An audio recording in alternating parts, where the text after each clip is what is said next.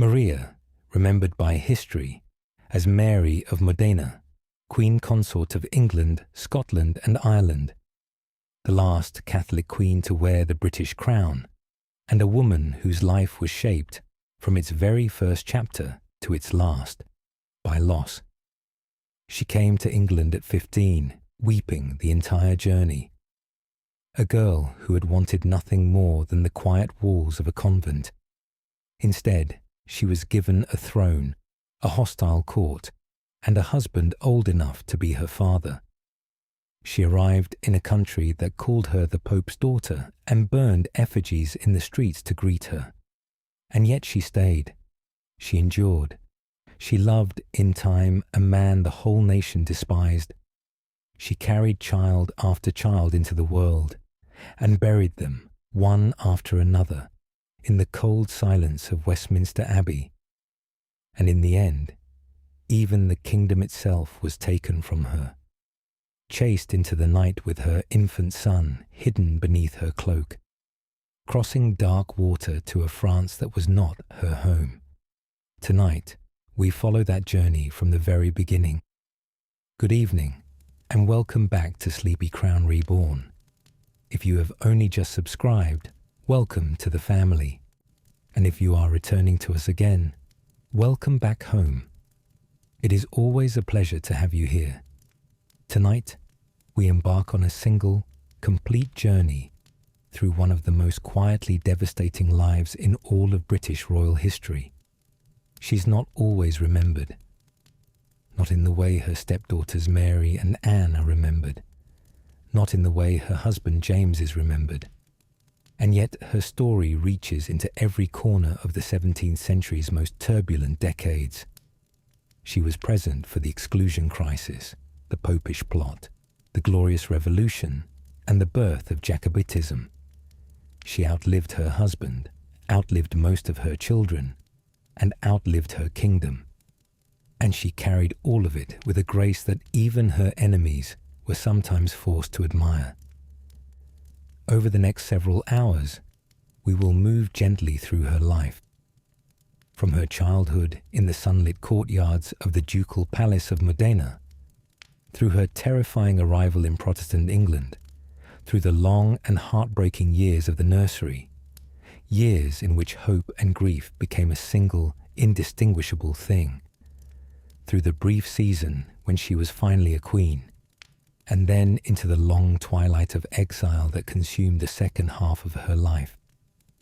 We will pause often on the children, the little ones who came and went so quickly, leaving behind nothing but names in a burial register, and a mother who never fully stopped mourning them. Catherine Laura, who lived 9 months. Charles, who lived 35 days. Isabella, who lived 4 years and had a portrait painted.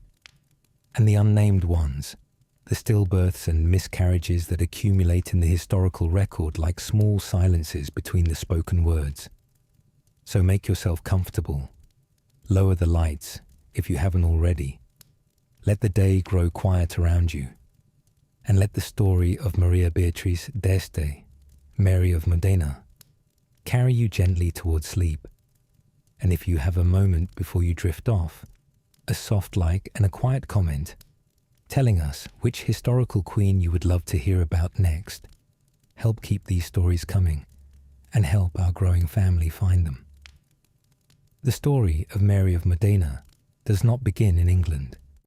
It begins in Italy, in the warm northern city of Modena, a city of old stone and older pride, where the d'Este family had ruled for centuries as dukes of one of the most cultured small courts in all of Europe.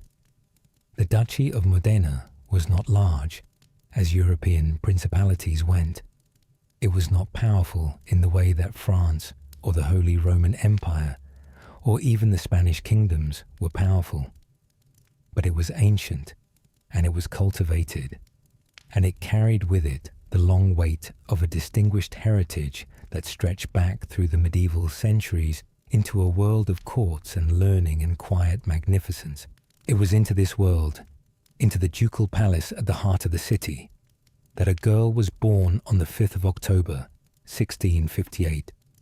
Her full baptismal name was Maria Beatrice Eleonora Anna Margherita Isabella d'Este, a long and ceremonious chain of names in the Italian fashion, each one laden with the weight of saints and ancestors and dynastic obligation.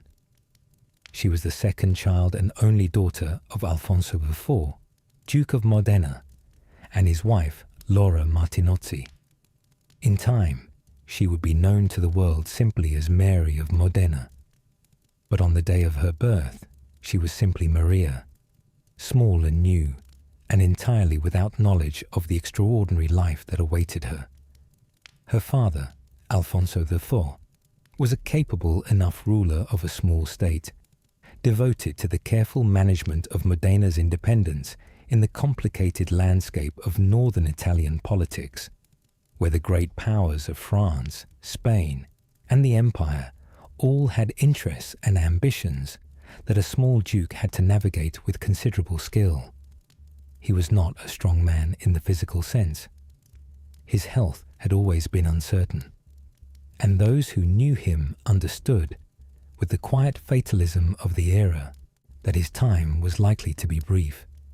He had married Laura Martinozzi some years before Maria's birth, and the match had brought into the house of Este a woman of outstanding personal force and extraordinary family connections. Laura was the niece of Cardinal Mazarin, the great French churchman of Italian birth, who had effectively governed France on behalf of the young Louis XIV during the years of the Regency, and who had left behind, at his death, an influence that rippled outward through every Catholic court in Europe. Through this connection, the House of Este was woven into the fabric of French court politics in ways that would, in the years ahead, shape Maria's destiny in ways she could never have anticipated. Maria had one sibling who survived into adulthood, a younger brother named Francesco, who would in time succeed their father as Duke of Modena under the name Francesco II. The children grew up together in the palazzo, surrounded by the particular atmosphere of an Italian ducal court in the middle years of the 17th century. There were tutors and lessons in French, which was the diplomatic language of educated Europe, and in Italian, which was the language of their home, and in Latin, which was the language of the church and of scholarship. There were religious observances conducted with the deep seriousness that characterized the d'Este family's Catholicism. This was not the fashionable, surface-level piety of certain Protestant courts, but a genuine and demanding engagement with faith, with prayer and confession, and the sacraments as the essential rhythm of daily life. Laura Martinozzi was a formidable mother. She was a woman of deep intelligence and uncompromising faith, and she applied both to the raising of her children with an intensity that left its permanent mark on them both. She was strict in the way that mothers of the 17th century, especially Catholic mothers of aristocratic households, could be strict, not cruel, but absolutely clear about what was expected and why. She believed in education, in discipline, in the understanding that a life in the world of dynastic European politics was not a life one could navigate on charm and good intentions alone. One had to be prepared, one had to be capable, and above all, one had to understand that individual desire was always secondary to family obligation, to dynastic duty, and ultimately to the will of God. These were the values she passed on to Maria, and Maria, by every account that has survived, absorbed them fully, not as a resentful imposition, but as a genuine part of her own character. She was a serious child, not solemn exactly, because there was in her always a warmth and a playfulness that no amount of formal upbringing entirely suppressed, but serious in the sense that she engaged with the world thoughtfully and with care. She took her studies seriously. She took her faith seriously. She was, by the time she was old enough for such assessments to mean anything, a girl of considerable intelligence and considerable depth. And she had, alongside everything else, a dream. She wanted to become a nun. This was not, in the world she inhabited, an unusual wish. Many daughters of Catholic nobility took the veil, and many did so not because they could not find a husband, but because they genuinely felt called to the religious life, called to the community of prayer and work and contemplation that the great religious orders provided. For Maria, this desire appears to have been entirely sincere and deeply felt. She spoke of it to her mother. She spoke of it in prayer. She imagined, with something that seems, in the surviving accounts, to have approached a real and specific longing, the quiet regularity of convent life, the prayers at fixed hours, the periods of silence, the sense of a life shaped entirely around the things that she already, even as a girl, considered most important: God, prayer, the interior life, the removal from the messy, turbulent, disappointing world of politics and ambition and dynastic calculation. Her mother was sympathetic, at least in principle. Laura Martinozzi was too intelligent and too genuinely devout to dismiss her daughter's vocation as mere sentiment or immaturity. But she was also too realistic and too politically astute to allow that sympathy to determine anything important.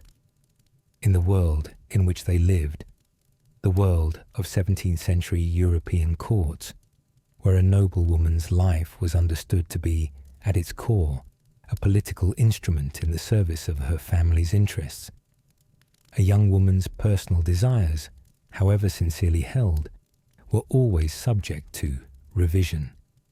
And then, when Maria was still a very young girl, the world shifted around her in ways that she could not have anticipated. In the summer of 1662, when Maria was not yet 4 years old, her father, Alfonso IV, died. He was still relatively young, only in his 30s, carried off by the illness that had always threatened him, in the swift and arbitrary way that the 17th century carried people off. He died leaving behind a duchy, a very young son, and a 4-year-old daughter who would never really remember him. Her brother Francesco, barely 2 years old, became Duke of Modena under the regency of their mother, and Laura Martinozzi, suddenly a widow in her early 20s, took on the governance of the duchy with a steadiness and intelligence that surprised even those who had doubted her. The death of her father did not, in the immediate term, dramatically change the shape of Maria's childhood. She was too young to understand its full implications, but it shaped the household she grew up in. A household governed entirely by her mother, oriented around careful piety and careful politics, in which the awareness of precariousness was always present, if never spoken aloud.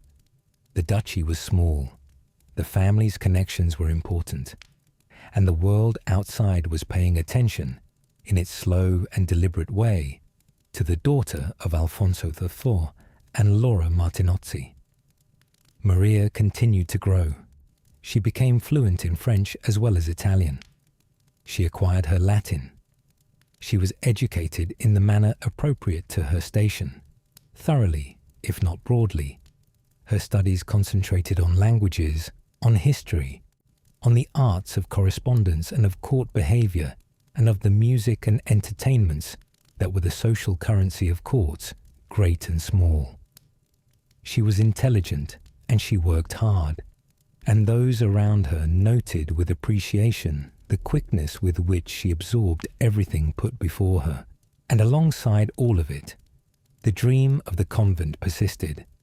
She was still holding it, with the quiet stubbornness of someone who genuinely believed it was hers, when the world outside began to take notice of her. In England, across the Channel and the length of France and the storms of the North Sea, things were happening that would, entirely without Maria's knowledge or consent, reach across the continent and claim her for a fate she had never imagined and never wanted. James, Duke of York, was the younger brother of King Charles II of England. He was a man in his late 30s in the early 1670s, a veteran of exile and wars and the long complicated restoration of the Stuart monarchy in 1660. He had served with distinction as Lord High Admiral. He had been brave and loyal and politically capable, within the limits of his considerable personal stubbornness. And in 1671, he had suffered the loss of his first wife. Anne Hyde, the daughter of Charles's chief minister Edward Hyde, Earl of Clarendon, had been the subject of considerable scandal when the marriage was first revealed, because she was not of royal blood, and the match had been conducted secretly. But the marriage had endured, and over the years it had grown into something genuine. Anne had given James 2 daughters, Mary, born in 1662, and Anne, born in 1665. Both girls had been ordered by Charles II to be raised as Protestants, because Charles understood that the succession required Protestant heirs, and he was not prepared to allow his Catholic brother's Catholicism to contaminate the Protestant line of descent. Anne Hyde had herself converted to Catholicism before her death, following her husband, who had made his own conversion some years before, and it was in the Catholic faith that she died. When Anne died, James was left a widower in his late 30s, and the question of a new wife became a matter of pressing political importance. Charles II had no legitimate children. His queen, Catherine of Braganza, was by now clearly not going to produce an heir, and she was approaching the age at which the possibility had to be entirely abandoned. That meant James was not only the Duke of York, but the heir presumptive to the English throne. And if James were to remarry and produce a son, a Catholic son, born of a Catholic wife, that son would be in direct line to inherit the English crown.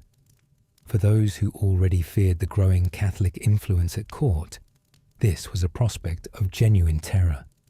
For James himself, for Charles, and for the Catholic powers of Europe, who had reason to want a friendly England, it was precisely the right moment to find exactly the right bride. The search proceeded through diplomatic channels, as such things always did. Several candidates were considered. Several were rejected, for reasons that ranged from the political to the personal. Louis XIV of France, who was at this time pursuing his complex relationship with the English court through the mechanisms of the secret Treaty of Dover, took a particular interest in the matter. He was looking for a bride who was Catholic, young enough to bear children, and connected through blood or politics to the Catholic network of European courts in ways that would be useful. It was through these inquiries that the name of Maria Beatrice d'Este came forward. Reports reached Paris and London of a young woman in Modena, beautiful, devout, well-educated, from a family with impeccable Catholic credentials and the invaluable French connection through the Martinozzi line. The English envoy, Henry Mordaunt, 2nd Earl of Peterborough, was dispatched to investigate. He found a girl of striking appearance, dark-haired, dark-eyed, fine-featured, possessed of what was described as a sweet and gentle manner. He found exactly what those who had sent him had hoped to find. Maria knew nothing of this investigation, or very little. She was perhaps 11 or 12 when the negotiations first began. Accounts differ on the precise timing, and the first she properly understood of what was being proposed was when her mother sat down with her and explained it. She was to marry James, Duke of York. The reaction was immediate and visceral, and it was recorded by those who were present with enough specificity that we can feel it across the centuries. Maria burst into tears. She did not want to marry James, Duke of York. She did not want to marry anyone. She wanted the convent. She wanted the life she had been building in her imagination since she was old enough to imagine a future. She did not want to leave Italy, to leave Modena, to leave the language and the landscape and the mother she loved. She did not want to go to England. Cold, grey, Protestant England. A country she knew about through rumour and report, and none of it had made it sound like anywhere she wished to be. She did not want to marry a man 25 years older than herself, a widower, a man she had never met, in a country that did not want her any more than she wanted it. She wept, she argued, she refused. Her mother did not dismiss her. Laura Martinozzi was a woman of genuine love for her daughter, and she listened to the arguments Maria made with a seriousness they deserved. But she was also clear about the larger reality. And when her own authority and her own reasoning were not sufficient to move her daughter, she sought assistance from the highest possible source. She sought it from Rome. Pope Clement II, the reigning pontiff, was persuaded to make an appeal to Maria directly, or at least through the careful channels of ecclesiastical diplomacy. The argument was not a trivial one. James had converted to Catholicism. He was heir to the English throne. England was a Protestant country, but the old faith was not dead there. It had adherents, it had roots, it had the potential, in the right circumstances, to reassert itself. If Maria married James, she would be a Catholic presence in the highest position in the land. She would be able to protect English Catholics, to support the faith in a hostile environment, to be, in the words used to her, an instrument of God's work in a corner of the world that needed it. This was not a personal match. It was a vocation. A different kind of vocation from the convent she had imagined, but a vocation nonetheless. A calling to serve God not through withdrawal from the world, but through engagement with it at the very highest level. Maria listened. She prayed over it, for days and weeks, with the seriousness she brought to everything. And eventually, in the way of someone who has genuinely tried to hold their ground and found that the ground itself was not hers to hold, she surrendered. She agreed. She did not stop weeping, but she agreed. The wedding was arranged. It would take place by proxy in Modena. The standard practice for royal marriages conducted across distances, where a representative stood in for the absent groom at the ceremony itself. The date was set for the 20th of September, 1673. The Earl of Peterborough, who had first come to Modena to assess Maria's suitability, and who had evidently been pleased with what he found, came back now to stand in as James's proxy. The ceremony was Catholic, conducted in Modena, in the Ducal Palace that had been Maria's entire world. Maria was 14 years old. James was 39. The groom was represented by a man she barely knew. The country she was marrying into was far away across seas she had never crossed, among people whose language she did not yet speak, who regarded her faith as a threat and her very existence as an affront to their Protestant constitution. She was composed during the ceremony, by all accounts.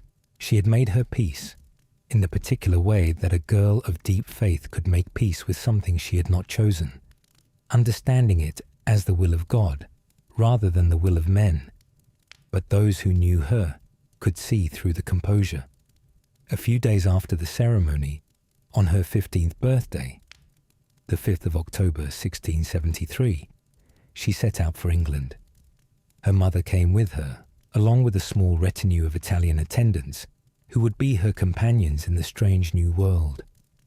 They travelled by carriage across northern Italy and into France, where they stopped in Paris and were received with warmth and ceremony by Louis XIV, who had helped arrange the match and who had a genuine personal as well as political investment in seeing the young Duchess settled comfortably.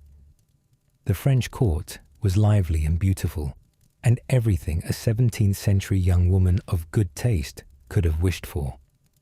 But Paris was not the destination.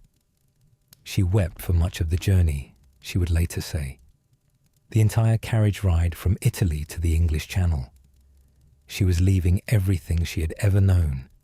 She was going to a country that did not want her, to marry a man she had met only in his proxy's place, to live a life that had been chosen for her by forces entirely beyond her control. On the 21st of November, 1673, her ship reached the English coast. She landed at Dover, and England received her in the way it would receive her for years to come. The welcome that greeted Maria Beatrice d'Este on the shores of England was not what a future queen consort might have hoped for. In London, there were no public celebrations. The streets were not hung with decoration. The ordinary people of the city, who had turned out by the hundreds of thousands to welcome the restored Charles II in 1660, did not turn out for the new Duchess of York. What there was instead, in London and across the country, was a mood of deep and genuine unease, and in some quarters, something much sharper. Parliament had been outraged by the marriage. Several of its members had moved to have it declared null and void before any child could be born. Charles II had been forced to prorogue, suspend Parliament, specifically to prevent this motion from going any further. In the streets, pamphlets circulated calling the new Duchess the Pope's daughter. In Southwark, an effigy of the Pope was burned in the traditional anti-Catholic fashion. There was no public welcome for fear of what the crowds might do.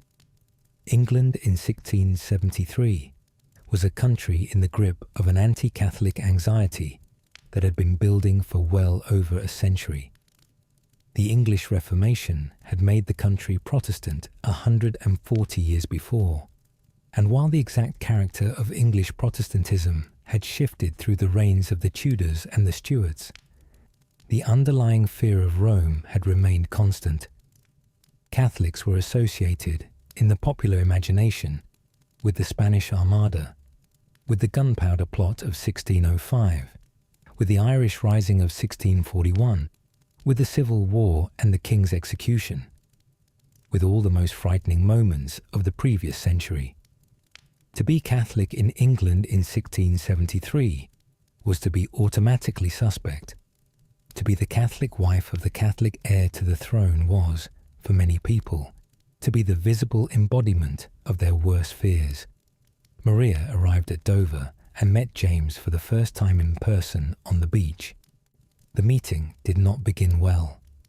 James, in his relief and enthusiasm, moved to embrace her before the formal introductions had been properly conducted. Maria, who was 15 and had never met this man, who was exhausted and frightened and had been weeping for weeks, burst into tears at the embrace. James, noting the occasion in his diary with characteristic matter-of-factness, recorded that the princess had arrived and had been wedded and bedded that same night. It was the 17th century. Such things were not remarked upon with any particular sensitivity. A brief Anglican ceremony was conducted in the days following her arrival, a formal recognition of the Catholic ceremony already performed in Modena, sufficient to satisfy the legal requirements of the English state without being enough to satisfy Parliament, which remained deeply unhappy. Maria was installed at St. James's Palace, which would be her primary home in England for the next decade and a half.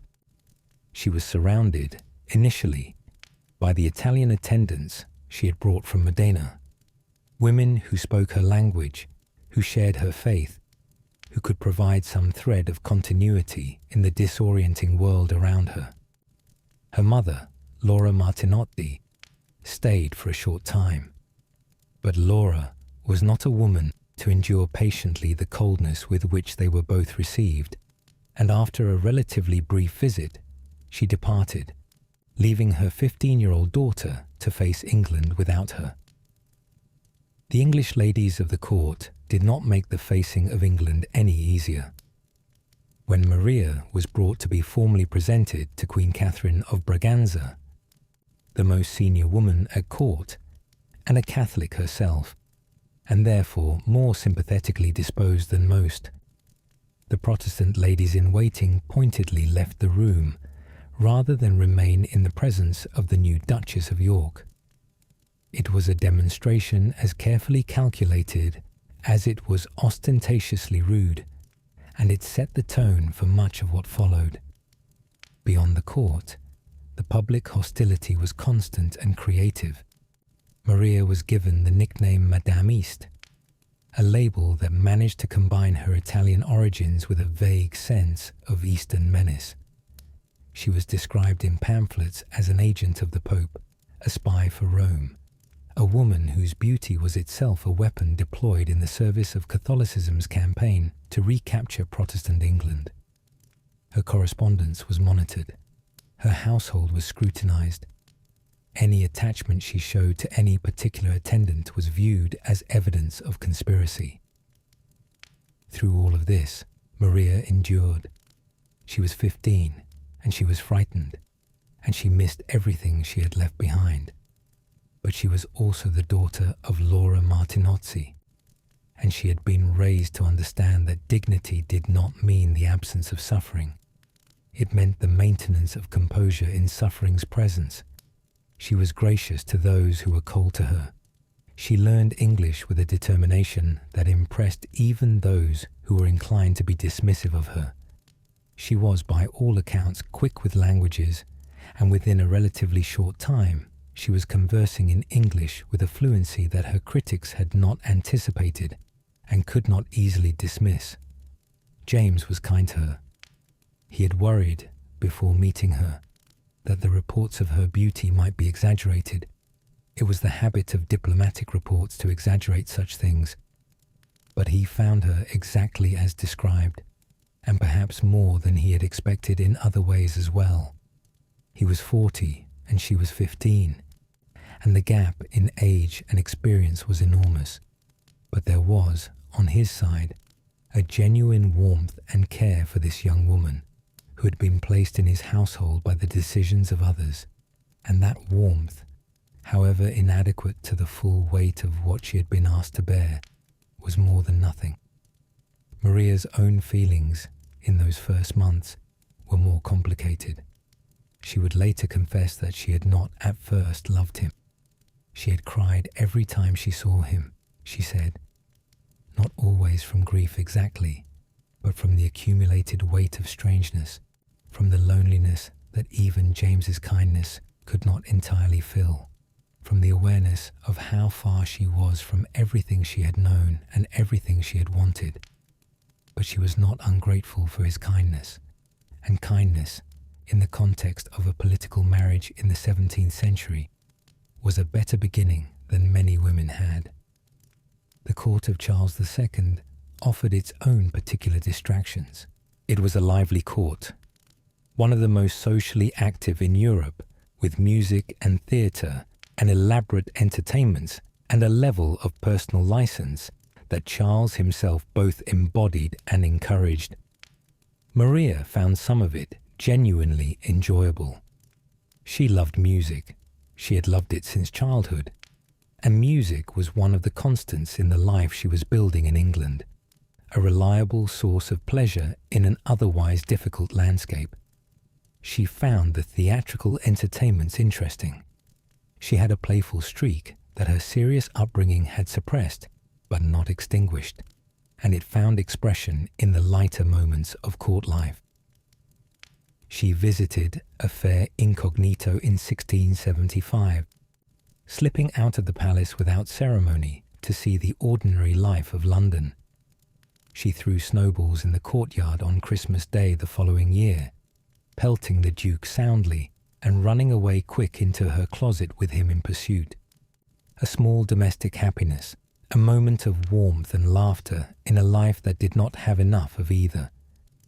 These details, preserved in the diaries and letters of those around her, are important. They remind us that Maria was a person, young and alive and capable of joy, even in the midst of everything that was pressing in on her. But the formal record was pressing in on her regardless, because within months of her arrival, Maria became pregnant. The first pregnancy ended in March of 1674. It was a miscarriage. The historical record gives us almost no detail. The 17th century did not document such losses with care when no living child resulted, especially when the woman in question was expected to be pregnant frequently, and the loss of an early pregnancy was regarded as painful but ordinary. We know it happened. We know it was early in the marriage. We know it was followed, in relatively short order, by a new pregnancy. But to understand what that spare fact meant, we must understand something of the particular world in which Maria was living at the beginning of 1674. She had been in England for barely 3 months when the pregnancy began. She was 15 years old. She had not yet fully learned the language of the country she was living in. She had not yet established anything resembling a settled household or a reliable circle of friends. Her mother had left. Her Italian attendants were under constant scrutiny and occasionally under pressure to be reduced in number. And the political atmosphere around her, always charged, always taut, always carrying the potential to break into something actively dangerous, was getting worse, not better. The Test Act had been passed in the autumn of 1673, and its consequences were still unfolding through the first months of 1674. James had resigned his position as Lord High Admiral rather than take the oath the Act required. His Catholicism was now a matter of public record. Parliament, despite Charles's prorogation, continued to press the issue of the marriage, its nullity, its dangers, its implications for the succession.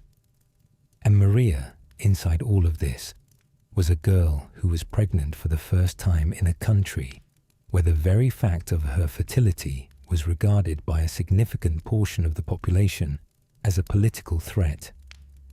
The 17th century did not distinguish between the personal and the political in the way that we, sometimes, like to imagine it should. A royal woman's body was a political body. Her pregnancies were state events. The loss of a pregnancy was noted not only by her household, but by ambassadors, by parliamentary observers, by the correspondents of foreign courts, who tracked these things with the dispassionate interest of people whose business it was to know. The miscarriage of March 1674 was, in that world, simultaneously the private grief of a 16-year-old girl and a public event in the ongoing drama of the English succession. What we can say, beyond the bare fact, is what the miscarriage meant in the context of a court that was watching every development in the York household with intense political attention. Maria was not simply a young woman experiencing a common reproductive loss. She was the Catholic wife of the heir to the Protestant throne, and her pregnancies were matters of state as well as personal history. The miscarriage was, for those who wished the marriage ill, a source of quiet satisfaction, an indication, perhaps, that the feared Catholic heir would not materialize so easily after all. For those who had a dynastic interest in a Catholic successor, it was a source of anxious disappointment. For Maria herself, it was simply grief. Private, unwitnessed grief, carried without any particular public acknowledgement or support, by a 16-year-old girl in a foreign country who had already given up enough. The medicine available to her was, by the standards of our own century, almost entirely useless in any practical sense. The court physicians who attended her were men of genuine learning, deeply versed in the Galenic tradition of humoral medicine that had governed European medical thought for 1,000 years. They would have prescribed rest, certain herbs, perhaps a change of diet. They would have offered reassurance drawn from their theory rather than from any genuine understanding of what had happened or why. They could not explain a miscarriage in the way that modern obstetrics can explain one. They could only observe it and treat the symptoms and advise patients. She recovered, as she would recover from all the losses that followed, not because the grief was small, but because she was capable of absorbing grief without being destroyed by it. She had been made, through the years of her upbringing, for exactly this, the continuation of effort in the face of disappointment. She went on. The world expected no less, and the world was right in a sense, because she had no choice. The spring of 1674 passed. Summer came. The political temperature in England remained high. There were those who continued to press for the nullification of the marriage, and Charles continued to resist them, and the argument played out in pamphlets and parliamentary sessions and the private correspondence of the powerful. Maria existed at the centre of this argument as a person rather than a position, and that distinction between the argument and the person at its centre was not one that the English political class was generally inclined to make. She went to court. She attended the entertainments. She visited fairs and threw snowballs and played music, and maintained the composure that was both her greatest protection and her greatest burden. And not long after, she became pregnant again. The second pregnancy progressed through the autumn and winter of 1674, and into the new year of 1675. On the evening of the 10th of January, Mary of Modena sat down to dine with her two stepdaughters, Mary, who was 12 years old, and Anne, who was 9. These were the daughters of James's first marriage, the girls who had been placed firmly on the Protestant side of the dynastic line by their uncle Charles's decree. They had a complicated relationship with their Catholic stepmother. She was barely older than they were in the scale of things, and the religious and political gulf between them was significant. But they dined together that evening in the formal way of court life, with whatever courtesy the occasion provided. During the meal, or shortly after it, something shifted. Mary went into labour, premature labour, earlier than expected. The birth came quickly, as birth sometimes came in those rooms at St. James's Palace, and before the evening was very much further advanced, a child had entered the world. It was a daughter. She was small, born earlier than she should have been, light and fragile in the way of premature infants. But she was alive. She breathed. She cried. She was placed in the hands of the waiting women and pronounced, in the cautious assessment of those who attended the birth, a living child. The news was sent to James, who was elsewhere in the palace.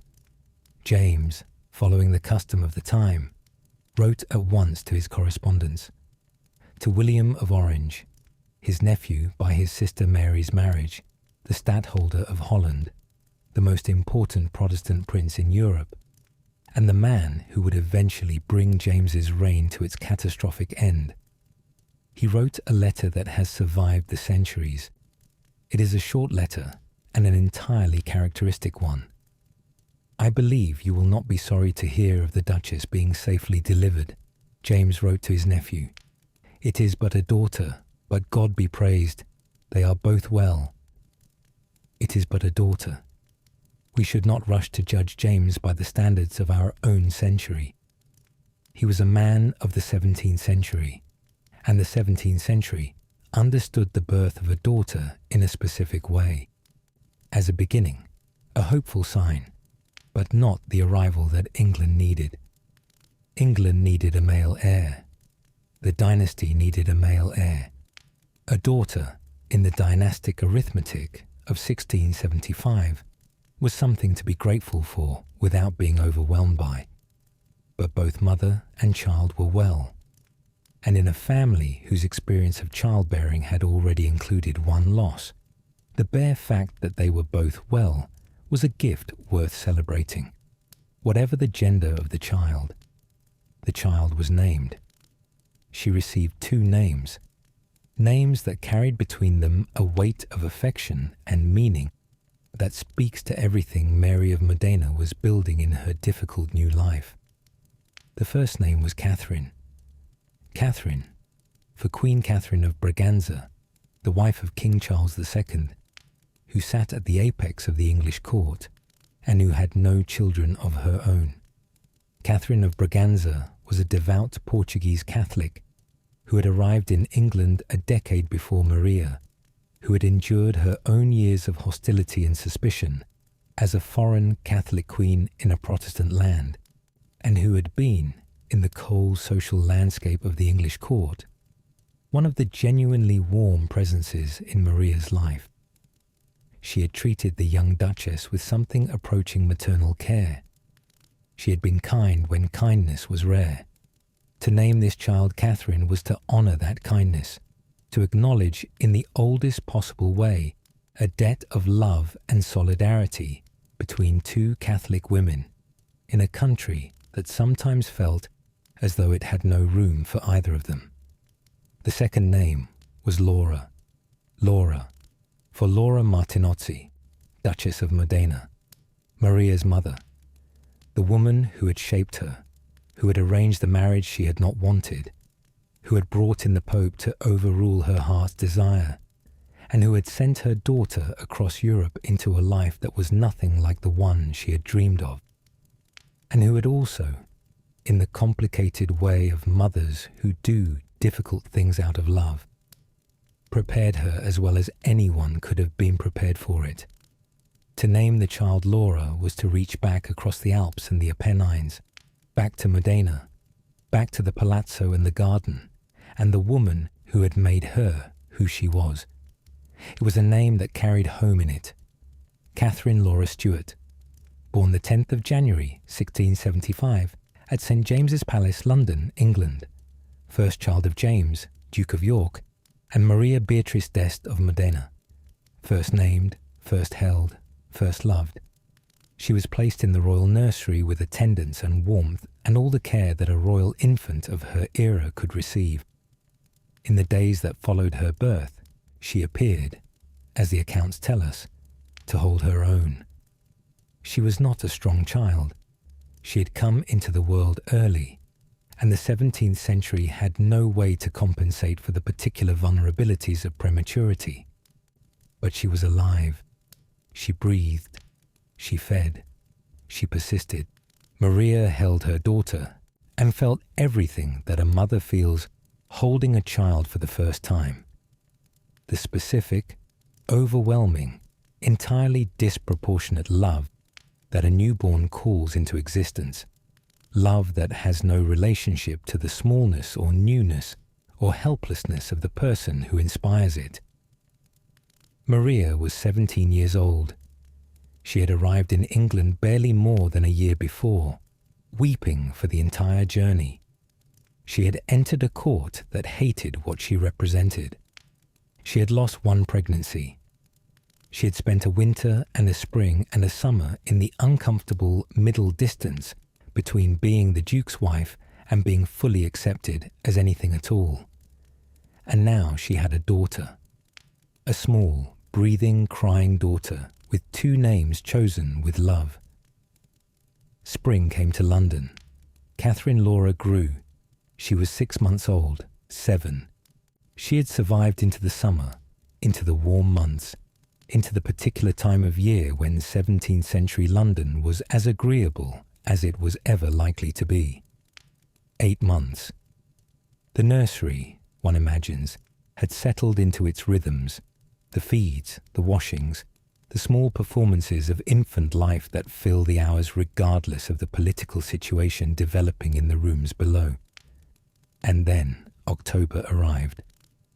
The 3rd of October, 1675, was the day the nursery fell quiet. Catherine Laura Stuart died suddenly, and the cause entered in the records was convulsions. We must understand what that word meant in the 17th century. When the bills of mortality, the weekly registers of deaths in London, kept by the city for the purposes of public health monitoring and religious record, recorded convulsions as a cause of death in an infant, they were using the term as a broad and imprecise category that covered a wide range of conditions the medicine of the age could not distinguish from one another. It covered sudden infections that produce fever and rapid deterioration. It covered febrile seizures. It covered what we might today recognize as sudden infant death syndrome. It covered any number of other causes that presented with rapid collapse and death without any clearly preceding illness. To record convulsions as a cause of death was, in the language of 1675, to say, "The child died quickly, and we do not fully know why." It did not mean the modern clinical event of the same name. It meant sudden, unexplained decline and death, arrived at without the gradual progression of identifiable illness that might have prepared those around the child for what was coming. She was 9 months old. She had lived through the winter of her birth, through the spring, through the summer, and into the autumn. She had been named for a queen and a grandmother.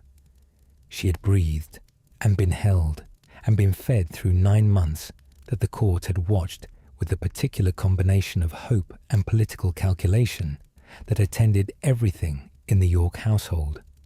She had been, as far as the fragmented record can tell us, reasonably well in the weeks before her death. Well enough that her death came as a shock, rather than as the grim conclusion of a visible decline. She had also been, in those 9 months, real to those who attended her in the ways that babies are real. Not yet the person she might have become, but entirely herself, the specific weight and sound and smell of a specific small human being, known intimately by the women who cared for her, and by the mother who held her, and by the father who had written, with characteristic brevity, that she was but a daughter, but that God be praised they were both well. She was not well on the 3rd of October, and then she was not at all. She died at St. James's Palace, where she had been born. She was carried to Westminster Abbey and buried in the vault beneath the monument to Mary, Queen of Scots. In the south aisle of the Henry VII Chapel, the location was specific and, whatever the intentions behind it, meaningful in the particular way of 17th century symbolic gestures. Mary, Queen of Scots, was herself a Catholic queen who had suffered at the hands of Protestant England, imprisoned for nearly 20 years, beheaded on the orders of Elizabeth of Nursery in 1587, and eventually buried in the great abbey that held the bones of English kings. To lay Catherine Laura in the vault beneath her monument was to place her in a particular kind of company, in a location that said something about what kind of children these were and what kind of loss this was. Whether the choice was deliberate or simply a matter of available space in the royal vault, it had the character of a statement. The grief in the household of the Duke and Duchess of York was immediate and profound. Maria was 17 years old. She had already experienced one loss, the miscarriage of the year before. Now she had lost the first child she had held, the first child she had named, the first child she had watched live and grow through 9 months of cautious and genuine hope. The speed of the loss. Convulsions suggest a rapid deterioration rather than a long illness. Seems to have been a particular dimension of its cruelty. There is a specific quality to the grief of a sudden loss that is different from the grief of a long, anticipated one. The sudden loss leaves no space for preparation, no graduated adjustment of expectation, no gradual withdrawal of hope.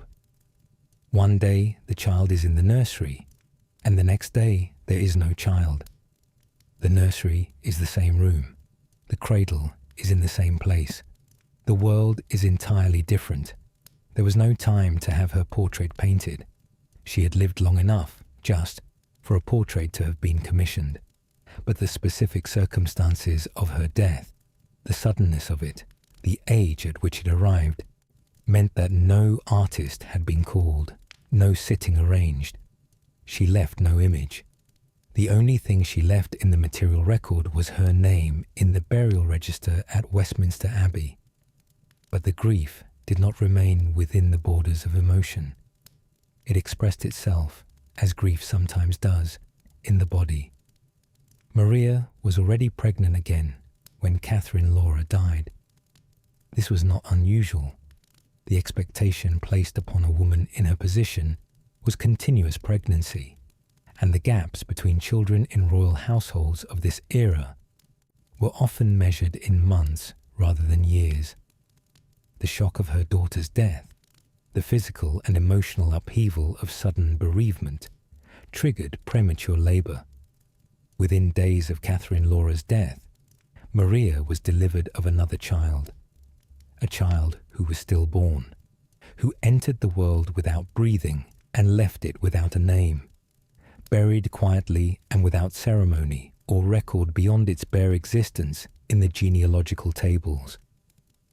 In the space of a single week, in October 1675, she lost 2 children, the daughter she had held for 9 months, and the unnamed child who had never breathed at all. She was 17 years old.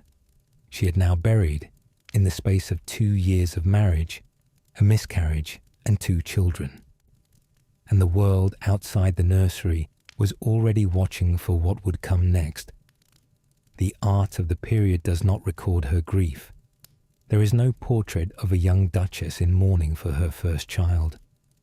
Catherine Laura left no image, and Maria left no visible mark on the weeks that followed, beyond what those who were present observed and recorded in private letters and journals. The official record is sparse. The burial entry at Westminster Abbey, James's letter to William of Orange, the genealogical reconstructions of later historians who pieced together the sequence from scattered sources, but the grief was real and profound, and it was the opening movement of a pattern that would define the next decade of Maria's life, a decade in which hope and loss became so intertwined that they were almost indistinguishable, in which the nursery at St. James's Palace became a place of simultaneous beginning and ending, in which the vault at Westminster Abbey grew fuller year by year. She recovered. She mourned in the way the devout mourn, with prayer and the particular kind of trust in God's purpose that is both the most comforting and the most demanding response available to a person of genuine faith. She did not understand why this had happened. She would never, in the years to come, fully understand why so many of her children died. But she held the faith that understanding was not required of her. Only endurance was required, only the continued willingness to go on. And before the year was out, she was preparing herself in the way that 17th century women prepared themselves to try again. The next child came on the 28th of August, 1676. This birth was astonishingly rapid. The labour came so fast, so without any conventional warning, that the required witnesses could not be assembled in time. Royal births were supposed to be witnessed. A formal protocol designed to prevent any later claims that the child was not genuine, that a substitution had been made. The birth of a child in direct line to the succession was considered a matter of public record that required public verification. For this birth, the protocol simply could not be observed. The child arrived before anyone had properly gathered.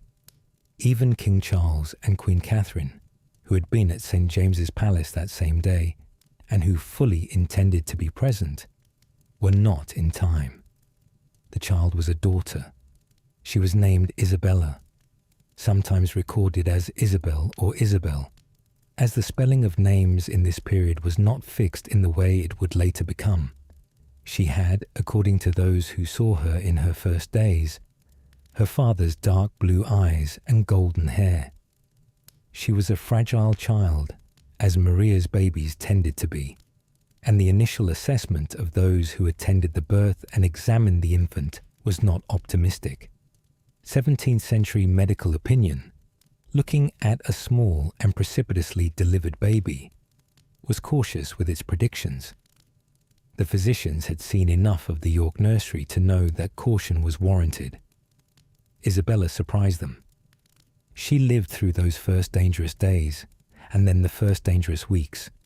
She crossed into her 3rd month, her 4th, her 6th. She was 1 year old. She was presented at court, observed by the diarists and letter writers who tracked every development in the household with the combination of personal interest and political calculation that was the particular mode of the Restoration Court. She grew beyond infancy into something recognizable as early childhood. A small person with a personality, with the particular combination of her parents' features that time had gradually revealed. The court watched her with a mixture of emotions. For the Catholic Stuart interest, she was a welcome sign of life. The family had not been entirely defeated by whatever force was carrying off its children. For the Protestant establishment, she was a complication, but not yet a catastrophe. She was a daughter, not a son, and a daughter could not displace the Protestant princesses from their position in the succession. Her existence was noted with varying degrees of satisfaction and anxiety by those who had stakes in the dynastic situation, and life in the York household continued around her. Maria's relationship with James during Isabella's early childhood was, as it always was, a complicated mixture of genuine affection and genuine frustration. James was a man of strong personal loyalties and strong personal appetites, and while the loyalty was real, the appetites had never been fully contained by the marriage. He had a mistress. The sharp and witty Arabella Churchill had been replaced by others, and by the mid-1670s, James's infidelities were a settled feature of the court landscape, a source of quiet humiliation for Maria that she endured with the composure she applied to everything. She did not endure it entirely without protest. Those who were close to her knew that it hurt her. She was young, barely 20 when Isabella was born, and she had not yet developed the complete protective distance between her private feelings and her public presentation that would come with later years. She felt things keenly.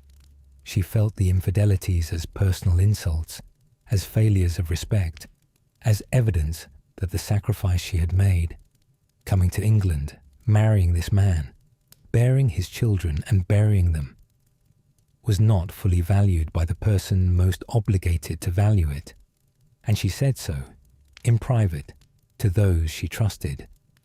But she maintained the public composure. She attended the court's entertainments. She maintained her household. She continued the prayer life that was the deepest constant of everything. And she watched her daughter grow. And then she was 3 years old, and Sir Peter Lely, the great court painter, the man who had painted so many of the most celebrated faces of the Restoration era, painted her portrait. It is a sweet and careful image. It shows a small girl with golden hair and the particular steadiness that very young children in formal portraits can achieve, looking out from the canvas with an expression that is impossible to interpret entirely, but that seems, in its own way, content. It is the only portrait that exists of any of Maria and James's early children. Catherine Laura died before she could be painted. Charles died in 35 days. But Isabella lived long enough to sit for Lely, and that portrait is the one tangible image of all the children Maria buried. In the period of Isabella's early childhood, the pattern of loss continued around her. In November of 1677, Maria gave birth to a son, named Charles after his uncle the king, and styled, though never formally created, Duke of Cambridge. His birth came only 3 days after a wedding that had divided the household, the marriage of James's Protestant eldest daughter Mary to her Dutch cousin William of Orange. James had agreed to this match with great reluctance, under enormous pressure from Charles II and from the Protestant political establishment, who understood that marrying the Protestant Mary to the Protestant William created a credible Protestant alternative to the Catholic succession. James had wept at his daughter's wedding. 3 days later, he had a son. The son's arrival was politically explosive. With Charles II's queen now clearly past the age of childbearing, with all of James's sons by his first wife dead, this boy was in direct line to inherit the English throne. He was a Catholic heir, and Protestant England had feared exactly this for years. For those who had been pressing the exclusion crisis argument, the claim that James should be removed from the succession, the birth of a Catholic male heir made the argument more urgent than ever. He lived 35 days.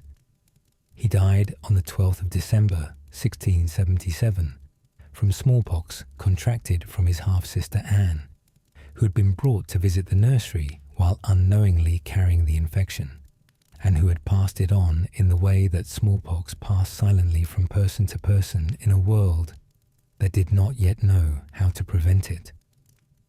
He was buried at Westminster Abbey, in the vault where Catherine Laura already lay. The cruelty of it, the Catholic heir to the Protestant throne killed by an infection passed on by the Protestant stepdaughter who would one day be queen, is the kind of irony that history sometimes produces without apparent intention or mercy. Maria held this loss as she had held the others. She recovered. She went on. In the wake of Charles's death, Anne Elizabeth Stuart was born in 1678 and died almost immediately.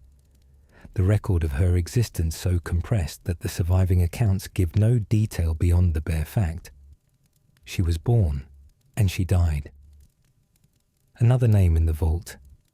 Isabella lived on. She was 4 years old in 1680, then approaching 5. She was the oldest presence in the nursery, the only child of the marriage who had survived long enough to be a real person, rather than simply a name on a burial record. She had golden hair. She had her father's eyes. She had a portrait by Lely. She had, by some accounts, a temperament that pleased those around her. Not the particular details that we would wish to know, not the specific laugh or the specific preference, or the specific small personality that makes a child entirely real to those who love them, but enough to suggest a child who was present and alive in the fullest sense. She died on the 2nd of March, 1681. She was 4 years old. The cause of her death is not definitively recorded in the sources that have survived. We know only that she died, and that her death, at an age when she was genuinely known, genuinely present, genuinely a person rather than simply the hope of a person, devastated her mother in a way that the earlier losses, terrible as they were, had not quite paralleled. There is a specific quality to the loss of a child you have known for 4 years, a child who has lived long enough to have a favourite colour perhaps, or a way of laughing, or a word they always mispronounced, a quality that is different from the loss of a child who was gone before they could be known. Isabella was known, and her death closed something that the earlier deaths, for all their weight, had left open. Maria retreated, in the weeks following Isabella's death, into a depth of religious observance that alarmed even those who were accustomed to her piety. She prayed with an intensity that her physicians described as mania. not in the clinical sense, but in the sense of a woman who had nowhere else to put the weight of what she was carrying and who was putting it, in the only way she knew how, directly into the hands of God. She was 22 years old. She had buried, in the 7 years of her marriage, more children than survived it. Isabella's death brought the total to 5 named losses and 1 miscarriage. Catherine Laura, 9 months. Charles, 35 days. Isabella, 4 years. Elizabeth, barely at all. And the stillbirth of October 1675, never named. The world outside the nursery was not patient with her grief. We must step back now from the nursery, from those rooms where so much of the real history of this life was being written, and look at the larger political world that surrounded them. Because the years between 1678 and 1681 were, for Maria, and for the whole Stuart court, years of extraordinary public danger, years during which the very survival of the Catholic Stuarts as a political force was genuinely in question. It began with a fabrication. In 1678, a man named Titus Oates presented to the English government what he claimed was documented evidence of a vast Catholic conspiracy to assassinate King Charles II, place the Catholic James on the throne, and return England to the obedience of Rome. The Popish plot, as it became known, was an invention from beginning to end. A story constructed by an unreliable man of malicious imagination and embellished by a political class that was primed to believe exactly this kind of story. Oates himself was a figure of doubtful character, who had changed religious allegiances more than once, and whose personal history was, to anyone who cared to look at it carefully, full of inconsistencies and contradictions. His specific claims about the alleged conspiracy were riddled with errors that any serious examination should have identified. But in the atmosphere of 1678, serious examination was not what anyone wanted. What people wanted, what a significant portion of the political class and a much larger portion of the general public wanted, was confirmation of what they already feared. England had been living with the spectre of Catholic conspiracy for more than a century. The Armada, the Gunpowder Plot, the Irish Rising of 1641, the Civil War, all of these had been woven in the popular imagination into a single continuous narrative of Catholic threat. Oates did not create that narrative. He simply gave it a new and vivid specific form, complete with names and dates and details that had the texture of truth even when the substance was entirely fabricated. The country descended into something that can only be described as hysteria.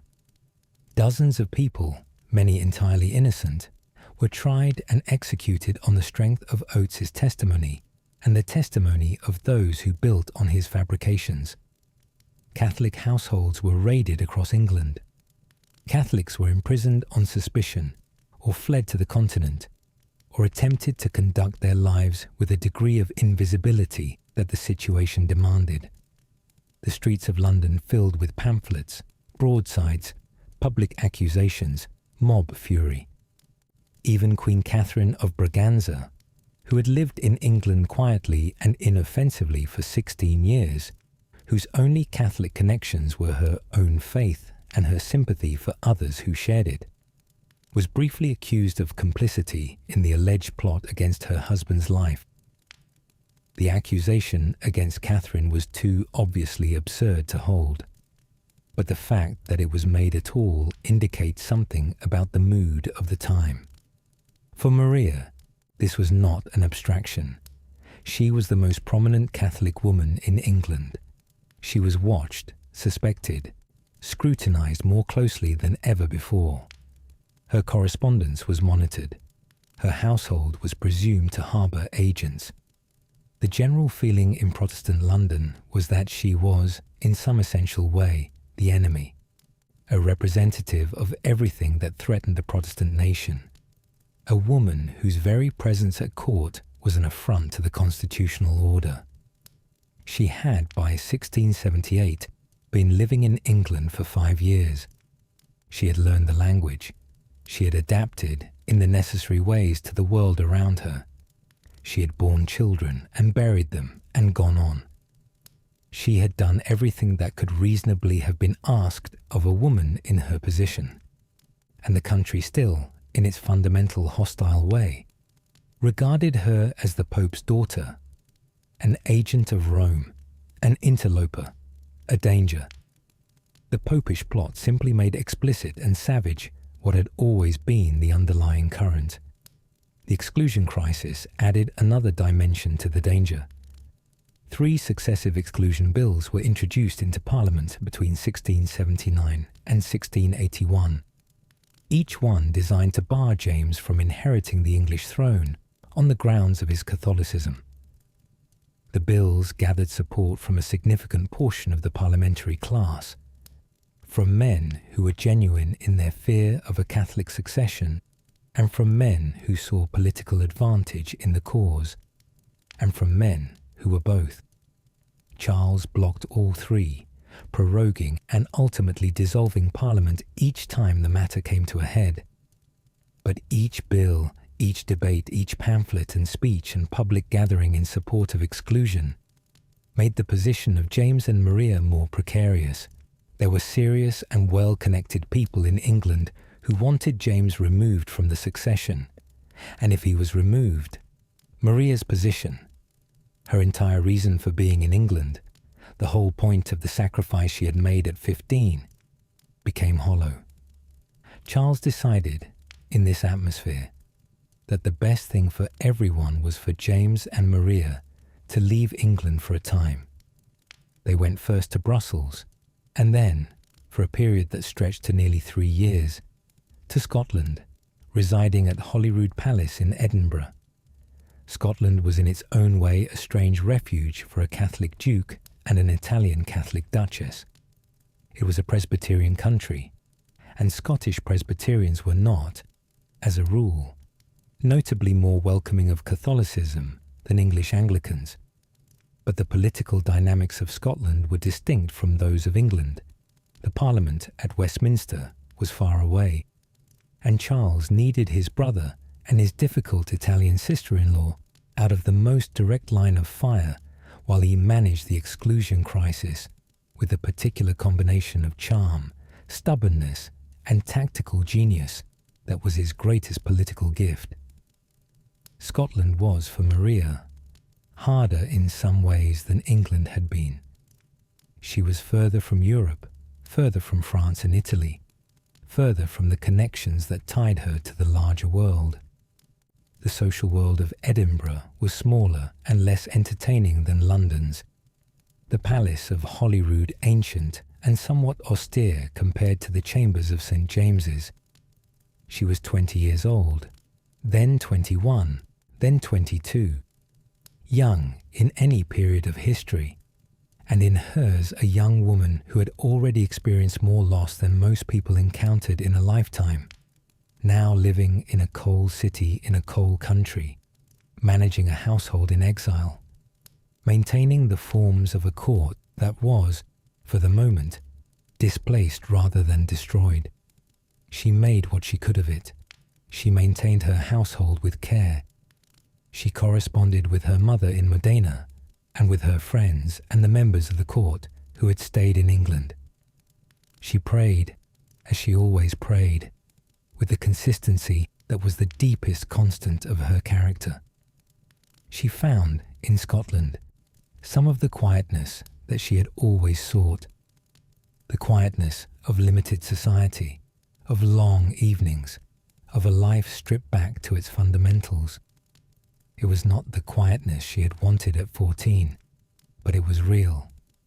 Isabella died while they were in Edinburgh, in March of 1681, and the depth of Maria's grief in the weeks that followed alarmed everyone around her.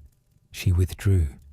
She prayed with an intensity that her physicians described as verging on mania. Not in the clinical sense, but in the sense of a woman who was putting everything she had left directly into the hands of God, who had nowhere else to take the weight of what she was carrying. She had buried 4 children. She was 22 years old. She was in Edinburgh. Her mother was in Modena. The court that had been her home was in London, in the hands of people who regarded her existence as a problem to be solved. She prayed through it, as she prayed through everything. The grief, eventually, settled into the form that grief takes when it has nowhere else to go. Not resolved, not finished, but held, carried forward, integrated into the body of everything else she was carrying.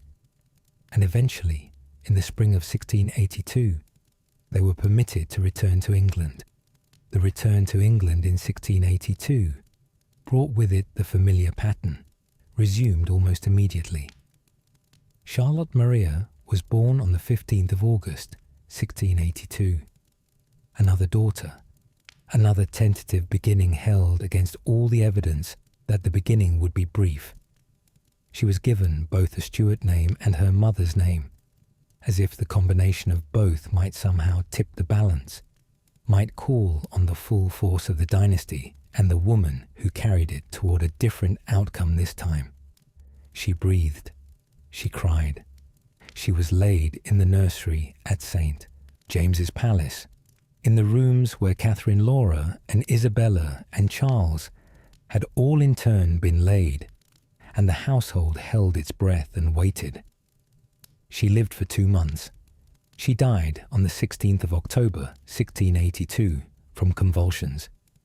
The same word, the same awful speed, the same cold entry in the burial register at Westminster Abbey. 2 months, a season. Barely long enough for the world outside the nursery to register her existence. The pattern now was clear to everyone around Maria, whatever the popular explanations offered for it. A child was born. A child was hoped for. A child died. The interval between the birth and the death varied. 9 months, 4 years, 35 days, 2 months. But the outcome was always the same. The vault at Westminster Abbey grew fuller. The nursery at St. James's Palace grew emptier. And the mother, at the centre of it, all absorbed each loss into a quietness that was, by now, the deepest and most private part of her character. The unnamed children accumulate in the records of these years with a particular impersonality of losses too frequent to be individually marked.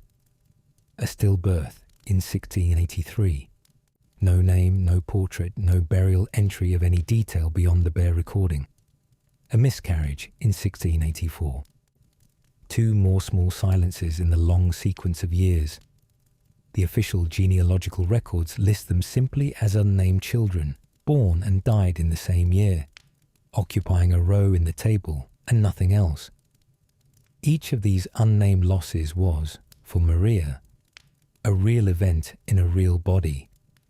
Each pregnancy was a new opening of hope, and each loss was the closing of it, and the rhythm of that opening and closing, repeated year after year, with barely the interval required for physical recovery between one loss and the next, was the underlying rhythm of her adult life in England. The outside world saw a court, a duchess, a Catholic noblewoman who was part of the larger political drama of the Stuart succession. The inside was something else entirely. Maria was 26 in 1684. She had been married for 11 years. She had been pregnant for most of that time, continuously, repeatedly, with barely the minimum interval between pregnancies that the body required, or the physicians advised.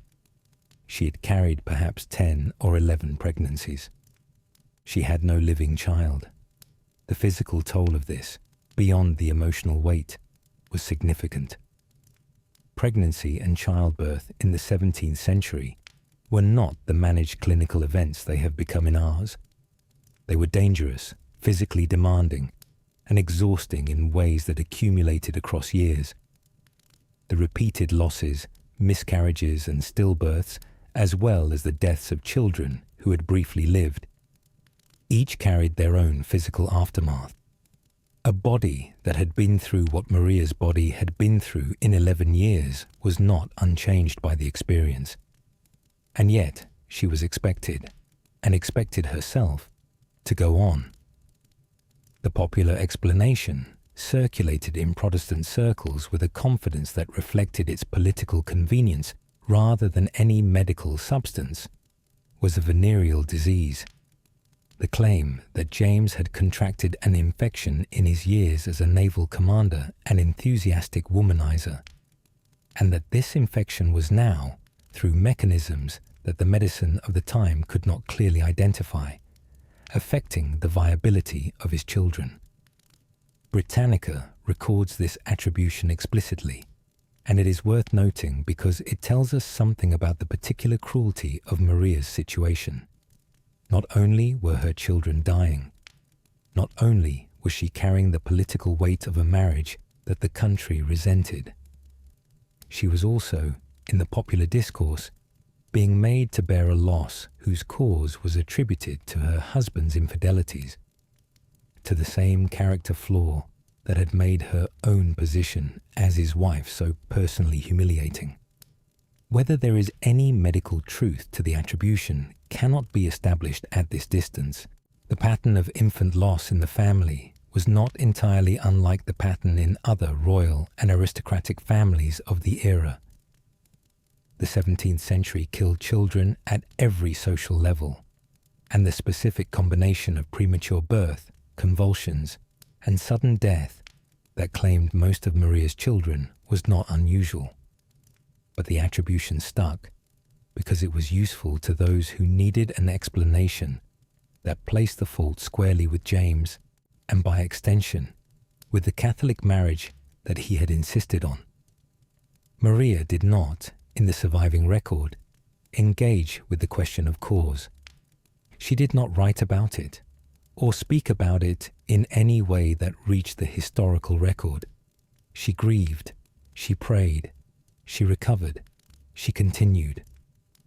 The world expected this of her, and she gave the world what it expected, and kept the other thing, the private devastation, the slow erosion of hope, the accumulating weight of all those small bodies in all those coffins in that vault in Westminster Abbey, for God and for herself.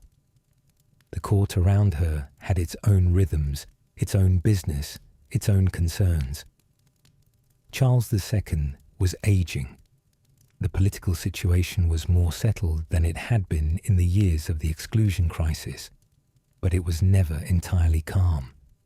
James was present and managing his own affairs with the combination of stubborn principle and occasional political blindness that characterized him in everything.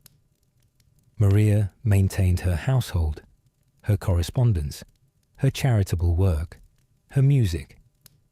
She was, to those who observed her from the outside, a composed and dignified duchess, carrying out her role with care. And then, on the 6th of February, 1685, King Charles II died. Charles II died at Whitehall Palace, carried off by a sudden illness that had begun the previous day. He had collapsed in his apartments, convulsed, drifted in and out of consciousness, while his physicians applied every treatment in their repertoire. The bleeding, the purging, the administered remedies that the medical science of 1685 considered appropriate, and which likely hastened rather than halted the decline. He suffered for several days. In his final hours, he was received into the Catholic Church, a conversion that some had expected for years and that was concealed from the public until after his death, conducted quietly in the royal bedchamber with James present, in the manner of a man who had waited until the last possible moment to make public what had been private. He was 54 years old. The great, complicated, brilliant, dissolute era of the Restoration ended with him. James became King James II of England and King James VII of Scotland on that same day. And Maria Beatrice d'Este, the girl who had not wanted to leave Italy, who had wept the whole journey, who had been called the Pope's daughter and survived the Popish plot and buried 10 children in 12 years of marriage, became Queen of England. She was 26 years old. Let us pause and feel the weight of that for a moment. She was 26. She had been married for 12 years, half her entire life. In those 12 years she had endured the hostility of an English court, the political crisis of the exclusion years, 2 periods of exile, and the loss of child after child after child. She had done all of this as a duchess, as the wife of the heir, as the most prominent Catholic woman in a Protestant country, without any of the formal authority that the title of queen would have conferred. Now, at 26, she finally had that title. She was finally, unambiguously, the Queen of England. The coronation took place on the 23rd of April, 1685. Maria wore the crown at Westminster Abbey, the abbey that held her children in its vaults below the nave, in the same stone building where she would now be crowned, the simultaneity of grief and glory contained within a single ancient space. She was anointed with the holy oil. She carried the sceptre. She was, for all the complexities of the occasion, the Anglican ceremony performed for a Catholic queen in a country that had not wanted a Catholic queen and that had tried repeatedly to prevent this moment from arriving. Unambiguously and officially, the Queen of England. Whatever else happened, whatever came next, this had happened. She had been crowned. James's reign began with a degree of goodwill that was, given everything that had preceded it, genuinely surprising. The exclusion crisis was over, resolved in the end not by Parliament getting its way, but by Charles's refusal to let it. The country had come through the Popish plot hysteria, and was, in the cold light of reflection, somewhat ashamed of it. The men who had been executed on Oates's false testimony were beginning to be recognized as martyrs rather than traitors. The mood was not warm toward James and Maria, but it was cautious rather than openly hostile. A willingness, for the moment, to see what the new king would make of his opportunity. The Monmouth Rebellion in the summer of 1685 was James's first major test, and he passed it efficiently. The Duke of Monmouth, one of Charles II's illegitimate sons, handsome and popular and Protestant, raised a rebellion in the southwest of England, claiming the throne on the basis of his religion and his popularity. He was defeated at the Battle of Sedgemoor in July, captured and beheaded on Tower Hill, in circumstances that became notorious. The executioner required several blows to complete the work, a detail that circulated widely and that damaged the government's image even in the hour of its victory. The subsequent bloody assizes, the judicial proceedings that tried and executed or transported hundreds of Monmouth supporters, were presided over by Judge Jeffreys with a harshness that became notorious in its own right, and that left a lasting mark on James's reputation in the West Country. But the rebellion was crushed. The authority of the new king was demonstrated. For Maria, the early years of the reign were a mixture of genuine satisfaction and fresh frustration. The satisfaction was real. She was finally queen. She had finally achieved the position that the whole sacrifice of her life had been oriented toward. She had finally, for the first time since she had arrived in England in 1673, something approaching the social authority that her position should always have conferred. She was no longer the duchess who could be cold-shouldered by Protestant ladies-in-waiting, the foreign Catholic wife of an unpopular heir. She was the queen. The court had to deal with her on her own terms, or something closer to them, for the first time. She embraced the role with the characteristic energy she brought to everything she decided to do well. She maintained a court at Whitehall that was livelier and more cultured than some of her predecessors had managed. She brought her love of music and theatre fully into the public life of the court, supporting the arts with the combination of genuine aesthetic interest and political savvy that understood the value of a cultured court as a statement about the quality of the reign. She was conscientious in the ceremonial and diplomatic obligations of her position. She worked with charitable institutions. She visited hospitals. She was, in the eyes of those who observed her in these years, a queen doing the work of queenship with genuine commitment. And the frustration was also real, and it came, as frustrations had always come to Maria, primarily from James himself. The elevation of Catherine Sedley to the Countess of Dorchester, the formal, public, titled acknowledgement of a relationship that James had maintained throughout the marriage, was the most visible personal blow. But it was not the only complication. James's political management of his reign was, from very early on, characterized by the same combination of genuine principle and chronic political misjudgment that had defined his career as a duke. He was determined to use his position to advance the interests of English Catholics. This was in itself not unreasonable. English Catholics had been subject to significant legal disabilities for over a century, and a Catholic king who did nothing to alleviate those disabilities was a king who had betrayed the community that had sustained the Stuart cause through the worst years of the exclusion crisis. But the way James chose to pursue this aim was almost perfectly calibrated to produce the maximum Protestant reaction. He appointed Catholics to positions in the army, in the universities, in the government, from which the Test Acts technically excluded them. He issued 2 declarations of indulgence, suspending the penal laws against Catholics and nonconformists through the exercise of the royal prerogative, a procedure that his legal advisers warned him was on very uncertain constitutional ground. And he did all of this with a directness and stubbornness that declined to accommodate the political reality of a country that was, whatever its individual sympathies, fundamentally Protestant in its constitutional self-understanding. Maria watched this from the inside, and she understood what was happening more clearly, perhaps, than James did.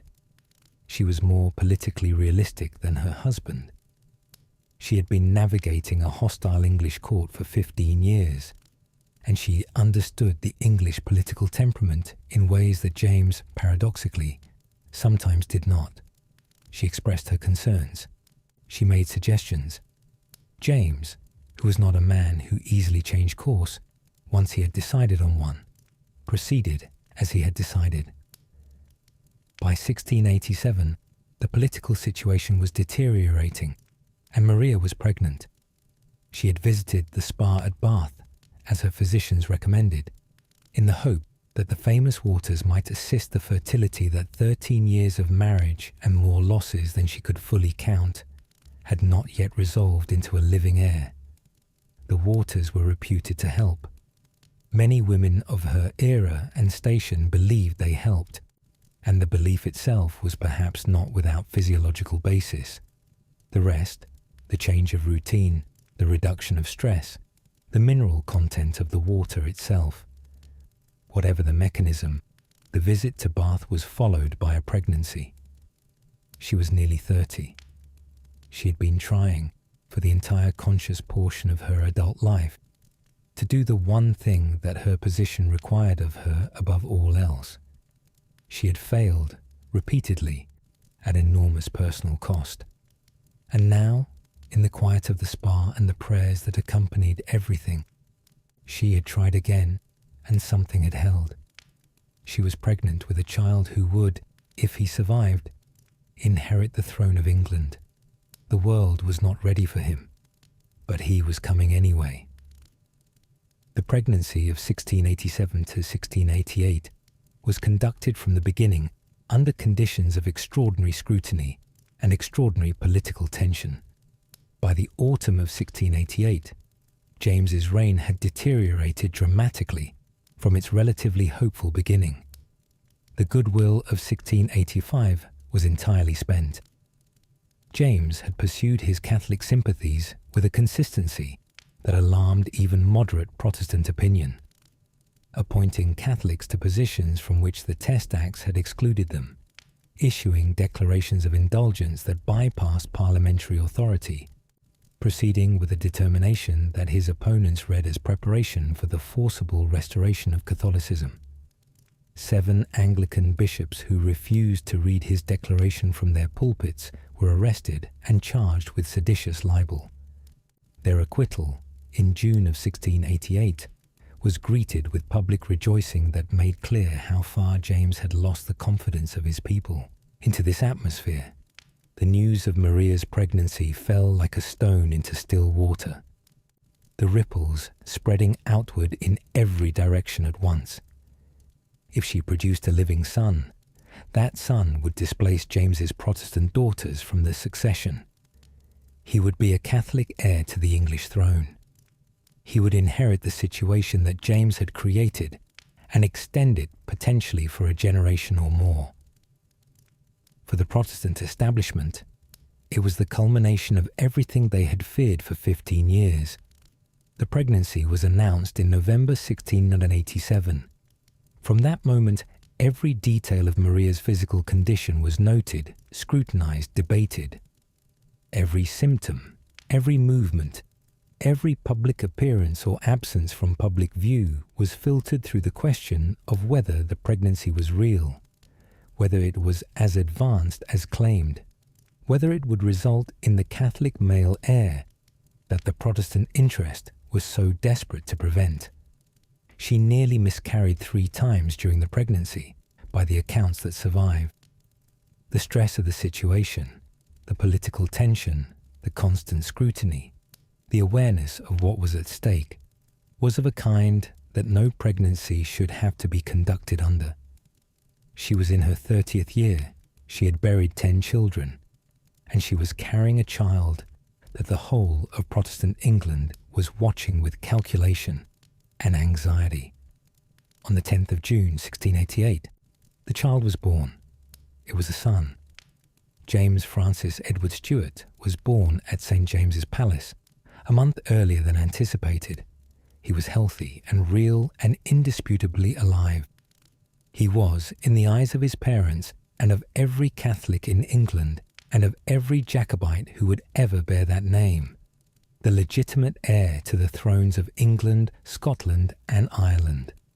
He was, in the eyes of a large portion of Protestant England, an impossibility. Not because they genuinely believed he could not be James and Maria's child. Many who examined the claim honestly knew perfectly well that the birth had been properly witnessed, but because they needed him not to be, because a real Catholic male heir was a problem that required an alternative explanation, and the alternative explanation was ready to hand. The warming pan scandal, the claim that the real royal child had been born dead, and that a healthy male baby had been smuggled into the birth chamber in a warming pan to replace it, began to circulate almost immediately after the birth. It spread through pamphlets and conversation and private letters, through the Protestant gentry and the Anglican clergy and the diplomatic community, with a speed that reflected how desperately the story was wanted. Oates had invented the Popish plot out of nothing, and it had consumed the country. The warming pan story was even more convenient, because it required no actual Catholics to be arrested and hanged. It simply required the denial of a birth. The story was false. The birth had been witnessed by a room full of people. James had specifically ensured, aware that the legitimacy of the child would be challenged, that there were witnesses present at the birth from across the court and across the political spectrum. Dozens of people attested to what they had seen. The warming pan story collapsed under any serious examination. But serious examination was not what the political situation of 1688 required. Maria knew the truth. She had carried this child through a difficult pregnancy, had lost him 3 times before he was born and found him again, had been delivered of him in pain and in hope, and had held him in her arms and known, with the absolute certainty of the woman who had done it, that he was hers. The denial of that, the spreading lie, the cheerful acceptance of the lie by people who should have known better, was one of the cruelest things done to her in a life that had seen considerable cruelty. She wrote about it in Exile years later, with a restrained bitterness that was one of the very few occasions in the historical record when her composure fully cracked. The boy was healthy. He was real. He was hers. And in the strange, ironic way of history, he was also the match that set off the explosion that destroyed everything else. William of Orange had been watching England for years. He was James's nephew. His mother, Mary, Princess Royal, had been James's sister. And since 1677, he had been married to James's eldest daughter, Mary, making him both nephew and son-in-law to the king. He had his own powerful reasons for wanting England realigned. He needed English resources and English alliance against the expansionist power of Louis XIV of France, and a Catholic, pro-French England under James was the opposite of what he required. The birth of James Francis Edward provided the pretext. In June of 1688, 7 prominent English lords, later known as the Immortal Seven, sent William a private letter inviting him to come to England with an army to protect the Protestant religion and the liberties of England against the encroachments of the king. It was framed as a request for protection. It was, in any practical sense, an invitation to invade. William's fleet sailed in November, 600 ships, 15,000 soldiers. The so-called Protestant wind blew them safely through autumn storms to Torbay on the Devon coast, where they landed on the 5th of November. Bonfire night, the anniversary of the gunpowder plot, a date whose symbolic resonance was not lost on anyone. James's response was slow, confused, and ultimately catastrophic. He had the army, at least initially, and he began to move against William. But his commanders deserted him. John Churchill, the future Duke of Marlborough, one of James's most able military men, went over to William. The Prince of Denmark, Anne's husband, abandoned the court. And then Anne herself slipped away in the night, placing herself on the Protestant side of the crisis.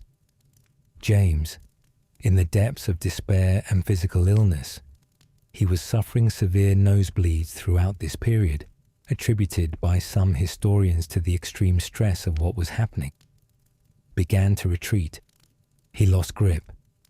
He could not hold what he had. The men he had trusted had chosen otherwise, and without them, the machinery of royal authority began to grind apart. Maria, meanwhile, had a task. On the night of the 9th of December 1688, she left Whitehall Palace in secret, in the dark, disguised as an ordinary woman. Not a queen, not the Catholic wife of the embattled king, not the mother of the disputed heir, but an ordinary woman moving through the night streets of London with a small group of trusted attendants. She had her son with her, James Francis Edward Stuart, 6 months old, the Catholic heir to the English throne, the child whose existence had triggered the invasion now rolling through the countryside, was wrapped against the December cold and carried in her arms as she made her way through London to the river. She crossed the Thames. She made her way to the coast. A boat was waiting.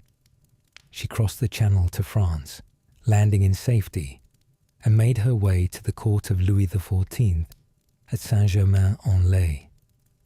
James followed, after a failed first attempt that ended in capture and a brief, enforced return to London. William, who did not want James as a martyr, allowed him to escape a second time.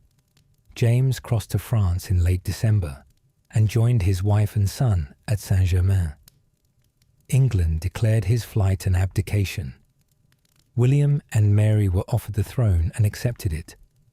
In February of 1689, they were crowned King William III and Queen Mary II, the only joint monarchs in English history, the Protestant settlement secured, the glorious revolution complete. James II and Mary of Modena had left England forever. The country they had left would not have them back. The Château de Saint-Germain-en-Laye sat in the countryside west of Paris, a great Renaissance palace of pale stone, with long, formal gardens that fell away in terraces toward the bend of the Seine below. Louis XIV had placed it at the disposal of the exiled Stuart court, with a generosity that was both genuine and calculated. Genuine because Louis had personal affection for James, recognized in a fellow king driven from his throne, a man who deserved the obligations of royal solidarity and understood himself to be giving refuge to a family that had suffered for their faith. Calculated because a rival claimant to the English throne, kept alive and visible on French soil, had obvious diplomatic value in Louis's ongoing conflict with William of Orange. Whatever the balance between these motives, the hospitality was real, and Saint-Germain was a proper residence rather than a token gesture. The court that assembled there in the early months of 1689 was a court of displacement. People shaped by an England they no longer inhabited, maintaining the forms of a royalty whose substance had been taken from them, living in a kind of permanent suspension between what had been and what they hoped might yet come. There were English Jacobites who had followed James into exile, or who came across the Channel in the weeks and months after the Revolution, as it became clear that the change was not temporary. There were Irish Jacobites, many of them soldiers who had fought in Ireland in 1689 and 1690, and had no home to return to after Aughrim and Limerick. There were Scots. There were Continental Catholics who had connections to the Stuarts through various threads of faith and politics. There were, in time, the children of all of these, a second generation who had been born into the exile and who knew England, if they knew it at all, through the stories of their parents and the formal education provided by a court that existed, in a very real sense, as a school for a future that kept not arriving. Maria threw herself into the life of this community with characteristic purpose. She was 30 years old. She was the queen in exile, and she understood what that meant. Not merely a title, but a role with genuine obligations. She was the person around whom the Jacobite cause's claim to legitimacy was in part organized. She was the mother of the heir. She was the woman who had carried all of this across the Channel in December of 1688, literally carried the future of the cause in her arms through the dark streets of London and across the winter sea. She took that responsibility seriously. The court's daily life had its particular rhythms. There were the formal occasions, the celebrations of birthdays and feast days, and the observances of the liturgical calendar that Catholic court life required. There were the dinners and receptions that maintained the social fabric of the exiled community. There were the diplomatic meetings and the correspondence with Jacobite sympathizers in England, Ireland, and Scotland. The constant low-level maintenance of a network that was keeping alive the possibility of a restoration, even when that possibility seemed, in the practical political reality of any given month or year, remote. And there was, woven through all of this, the private life of a woman who was also a widow in waiting, also a mother, also a person with an interior life that the demands of her public role could not entirely fill. Maria found genuine pleasure in the garden at Saint-Germain. She cultivated it with care, as she had always been drawn to the particular combination of beauty and order that a well-tended garden represents. She found genuine pleasure in music, in the concerts that were part of the court's cultural life, in the playing and the singing that she had loved since childhood. She found genuine pleasure in the company of those members of the exiled community whose intelligence and warmth she valued. She was not a woman who was simply enduring. She was a woman who was, within the constraints of her situation, genuinely living. She also continued to have children. In the early years of the exile, another pregnancy came to term, and on the 28th of June, 1692, a child was born. She was a daughter named Louisa Maria Theresa Stuart, and from the very beginning she was something different from the children who had come before. She survived, she grew, she became, in the particular way that surviving children of a family marked by loss inevitably become, something of a special preciousness to everyone around her. She was lively and intelligent and charming, possessed of a personal warmth that expressed itself easily, in the way she engaged with people, in the brightness of her conversation, in the quickness of her sympathies. Those who wrote about her at the French court and beyond described her consistently as lovely in manner, as someone whose company was genuinely sought, as a young woman who brought something irreplaceable to whatever room she was in. She was known informally as La Consolatrice, the Consoler. It was a name given to her by those who observed her effect on her parents and on the exiled court, and on anyone who came into extended contact with her. She consoled, she lightened. She was, in the long and difficult darkness of the exile, a genuine source of brightness. Her older brother James Francis Edward was growing up alongside her, equally shaped by the particular world of Saint-Germain, but shaped differently, more burdened, more serious, more aware in a sustained and formal way of what was expected of him. He had been born into a storm, brought across the channel as an infant in his mother's arms, and raised from his earliest consciousness to understand that he was the king. Not a king with a kingdom, not yet, not until the restoration that the adults discussed with careful optimism, but a king in waiting, a king in right, a king whose entire education was oriented around the question of what kind of king he would be when the time came. He was a serious and earnest young man. As he grew into young manhood, he was deeply pious, deeply shaped by the Catholic court of the exile, deeply committed to the cause that had consumed his family before he was old enough to understand it. He was also, in the ways that some sincere and earnest people can be, somewhat rigid, not in the cruel sense, but in the sense of a person whose certainties about what was right were not easily accommodated to the kind of political flexibility that winning back a kingdom in the early 18th century would have required. Maria watched both of her surviving children and loved them in the specific, grateful way of a woman who had buried so many others. She watched James prepare for his role. She watched Louisa grow into her warmth, and she watched her husband James, her strange and complicated and sometimes infuriating husband, age into something more clearly admirable than he had always been in the years of his power. James II, in the exile, had found in religion a sustenance that his political life had never quite provided.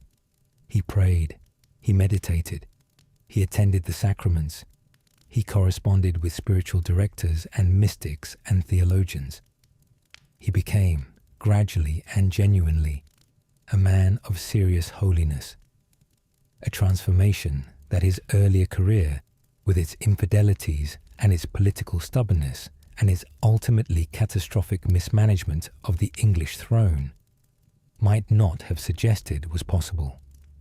The exile had stripped from him everything except the faith, and the faith, it turned out, was enough. Maria watched this too. She had her own faith always, and it had always been more consistent than his, but she could see what the years at Saint-Germain were doing to him, and she found in it something that made the rest of it, all the rest of it, all the losses and the exile and the displacement, slightly easier to hold. By the late 1690s, James II was an old man by the measure of his era. He was in his mid-60s, an age at which men of the 17th century were genuinely old, their bodies carrying the marks of decades of the kind of physical demands, illnesses, and accidents that modern medicine can now alleviate or prevent. He had been a soldier and a sailor. He had been through a civil war and an exile and a restoration and another exile. He had fought in Ireland at the age of 56. He had survived the particular physical deterioration that accompanied the grief of the exile years. The Ireland campaign of 1689 and 1690 deserves a moment of attention before we leave it, because it was the last time James acted as a king rather than as a claimant. He went to Ireland in March of 1689, carried there by French ships and French money, and the genuine enthusiasm of the Irish Catholic population, who saw in him the prospect of a Catholic king who might reverse decades of dispossession and legal oppression. He was received at Dublin with a warmth that he had never experienced in England, and for a brief period the Jacobite cause seemed genuinely viable. An army assembled, territory controlled, the possibility of a base from which to mount a serious challenge to William's occupation of England. The Boyne was where it fell apart. On the 1st of July 1690, the two armies met at the river crossing, and what should have been a decisive engagement became a defeat, not a catastrophic one in terms of immediate casualties, but decisive in what it revealed about James himself. He left the battlefield early. He retreated to Dublin and then to France. His men, who had fought and were prepared to fight again, found their king already gone. It was, for those who had followed him, a bitterness that no subsequent explanation could entirely dissolve. James was not a coward. His earlier military record showed genuine courage, but he was a man in whom, by the time of the Boyne, something essential had already given way. The fight had gone out of him. Whether this was the accumulated weight of everything that had happened since 1688, or the first signs of the physical decline that would become more pronounced in the years ahead, or something in his fundamental character that the long years of adversity had finally reached, it is impossible to say for certain. What is clear is that after the Boyne, James did not fight again. He returned to Saint-Germain and to the life of prayer and contemplation that would occupy his final years. And in this period, as the political ambitions fell away, something genuine and good emerged. James in his last years was, by the accounts of those who observed him, a man of real and serious holiness. He was not performing piety. The Catholicism of the Restoration Court had had plenty of performed piety, and James had participated in it without always embodying it.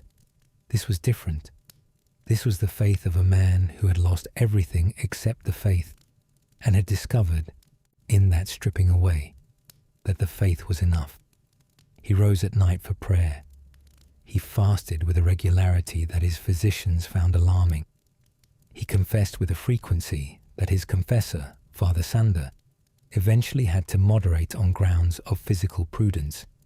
He wrote spiritual meditations, long, earnest, sometimes beautiful reflections on suffering and providence and the purposes of God in the lives of those who trusted him.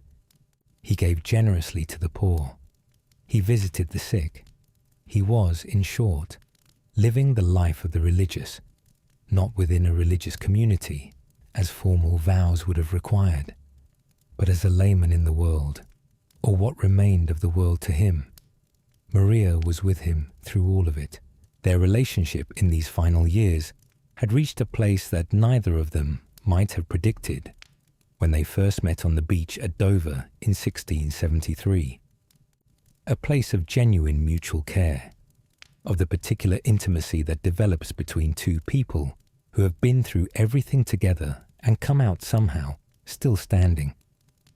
The complications of the English years, the affairs, the political humiliations, the divergent personalities working against each other in the charged atmosphere of a court under permanent threat, had resolved, in the quietness of the exile, into something simpler. She attended him. She prayed with him. She sat with him in the long evenings at Saint-Germain, when the official business of the court was done and the world had contracted to the rooms they inhabited. He was ill, increasingly, in the final years. His body was failing in the general way of a body that has been through 67 years of everything that the 17th century offered. He had periods of more serious illness and periods of remission. Through both, Maria was present with the same steady, composed attention she had brought to every difficult thing in her life. James II died on the 16th of September 1701 at the Château de Saint-Germain-en-Laye. He died, as he had lived, in the final years, in prayer, with his confessor, with the sacraments administered. He was buried in the piecemeal way that reflected the circumstances of a king who had died in a foreign land without the resources to command the great ceremonial burial that was his right, at several different locations. His body at the Church of the English Benedictines in Paris, his heart at the Convent of the Visitation at Chaillot, his brain at the Scots College. These institutions, the English Benedictines, the Visitation, the Scots College, were the institutions that had given shelter and community to the English Catholic exile in France. They were the places he had known. It was appropriate that they should hold parts of him. Louis XIV recognized James Francis Edward as King James III of England upon his father's death. England refused the recognition formally and furiously. The English government issued protests. The Jacobite cause continued, undiminished, and for the moment undistracted by the inconvenient fact of having no army or territory. Maria was 42 years old. She was a widow, and the shape of her life was about to change in ways that, for all the losses they would contain, would also bring her something she had always, at the bottom of everything, been moving toward. Widowhood changed the shape of Maria's life without fundamentally changing its content. She was still at Saint-Germain. She was still the mother of the Jacobite claimant. She was still embedded in the life of the exile court, its rhythms and its hopes and its periodic disappointments. But the day-to-day responsibilities of attending to James, the sitting with him, the management of his household, the steady companionship that his final years had required, were gone, and in their place was something she had not had much of in her life: time. Time that was, within the broad constraints of her situation, genuinely her own to distribute. She gave much of it to the Convent of the Visitation at Chaillot. This religious house outside Paris had become, over the years of the exile, a place of particular personal importance to Maria. It had strong English Catholic connections. It had been founded in the 17th century and had, over the years, developed close ties to the English Catholic community in France, sheltering women who had come from England and keeping alive the threads of devotion that connected them to the faith of their homeland. It was quiet in the way that convents are quiet. Not silent exactly, but ordered, rhythmic, shaped by the liturgy rather than by the contingencies of politics. It was, in other words, everything that the rest of Maria's life had not been. She had visited it throughout the years at Saint-Germain. She had donated to it generously because she understood what it represented and because her own resources, though more modest than they had been in England, were sufficient to be genuinely useful. She had prayed there with a frequency that increased as the political demands on her time decreased, and as the interior life, always her deepest resource, came more and more to the foreground. In widowhood, the visits became extended stays. The extended stays became, in practice, something very close to a regular residence, not quite a formal religious commitment, because she had not taken vows and did not intend to, but a living arrangement that honoured the spirit of what the convent represented, without requiring the letter of full profession. She was, in the terms that the 17th and early 18th century understood, a devout laywoman living in close association with a religious community. She was, in her own terms, very close to the thing she had wanted to be at 14. There was something in those years, in those rooms, that closed a circle. She had been a girl in Modena who had wanted a convent. She had been given instead a throne and a court and a husband and a decade of grief and an exile. And now, at 50 and then 55, she was finding her way back, not to the specific form she had imagined, not to the young girl's dream of the veil and the vows, but to the substance of it, the regular prayer, the ordered days, the community of faith, the quietness that had always been the deepest thing she wanted. She had earned it the hardest possible way, at a cost that no one who had not paid it could fully imagine. Her son James Francis Edward was, through these years, the visible head of the Jacobite cause, conducting his correspondence, maintaining his claim, preparing himself for the restoration that everyone around him continued to discuss as a genuine possibility. He was, by all accounts, a conscientious and dedicated claimant. He was also, as we have noted, somewhat lacking in the particular kind of political instinct that winning back a kingdom in the early 18th century would have required. He was too honest, perhaps, or too principled, or too deeply shaped by the values of the devout Catholic court in which he had grown up.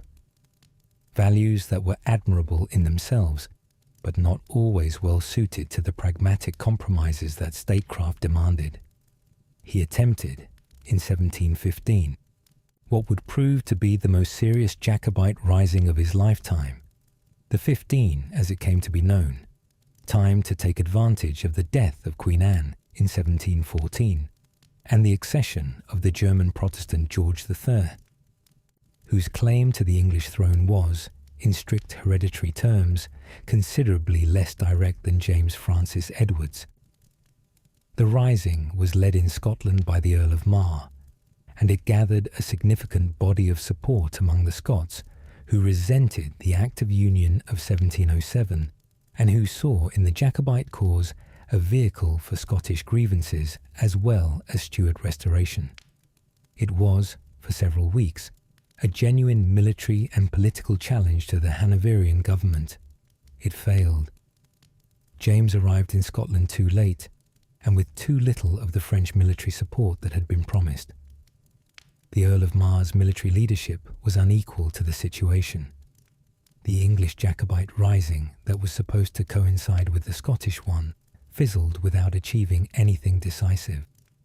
James landed, saw the situation, and, in a painful echo of the Boyne, in a pattern that seemed almost to repeat itself across the generations of this family, went back. He returned to France, and then to Rome, where the Exile court gradually relocated as French enthusiasm for the Jacobite cause cooled after the death of Louis XIV in 1715. Maria did not live to see any of this in its full development. She would die in 1718, in the aftermath of the 15's failure, before the shift to Rome was complete, before her son's marriage, before the births of her grandsons. The world was moving past her in the way it moves past everyone eventually. But she had, in these years of her widowhood, her daughter, Luisa Maria Teresa, La Consolatrice, the one who had been born in the exile and grown up in it, who had never known England, who had spent her entire conscious life in the peculiar suspended world of the exiled court, was alive and present through the years of Maria's widowhood. She was 20 years old in 1712. She was, by every account, still herself. Warm, bright, the specific kind of presence that makes other people feel that things are better than they might otherwise have seemed. In April of 1712, she fell ill. Smallpox. It came fast, as smallpox always came fast. She was ill for days rather than weeks. She died in April of 1712. She was not quite 20 years old. Maria received the news, and received it, and went on. She was 53 years old when Louisa died. Let us pause here for a moment, and simply hold that fact. 53 years old, and the last of her children was gone.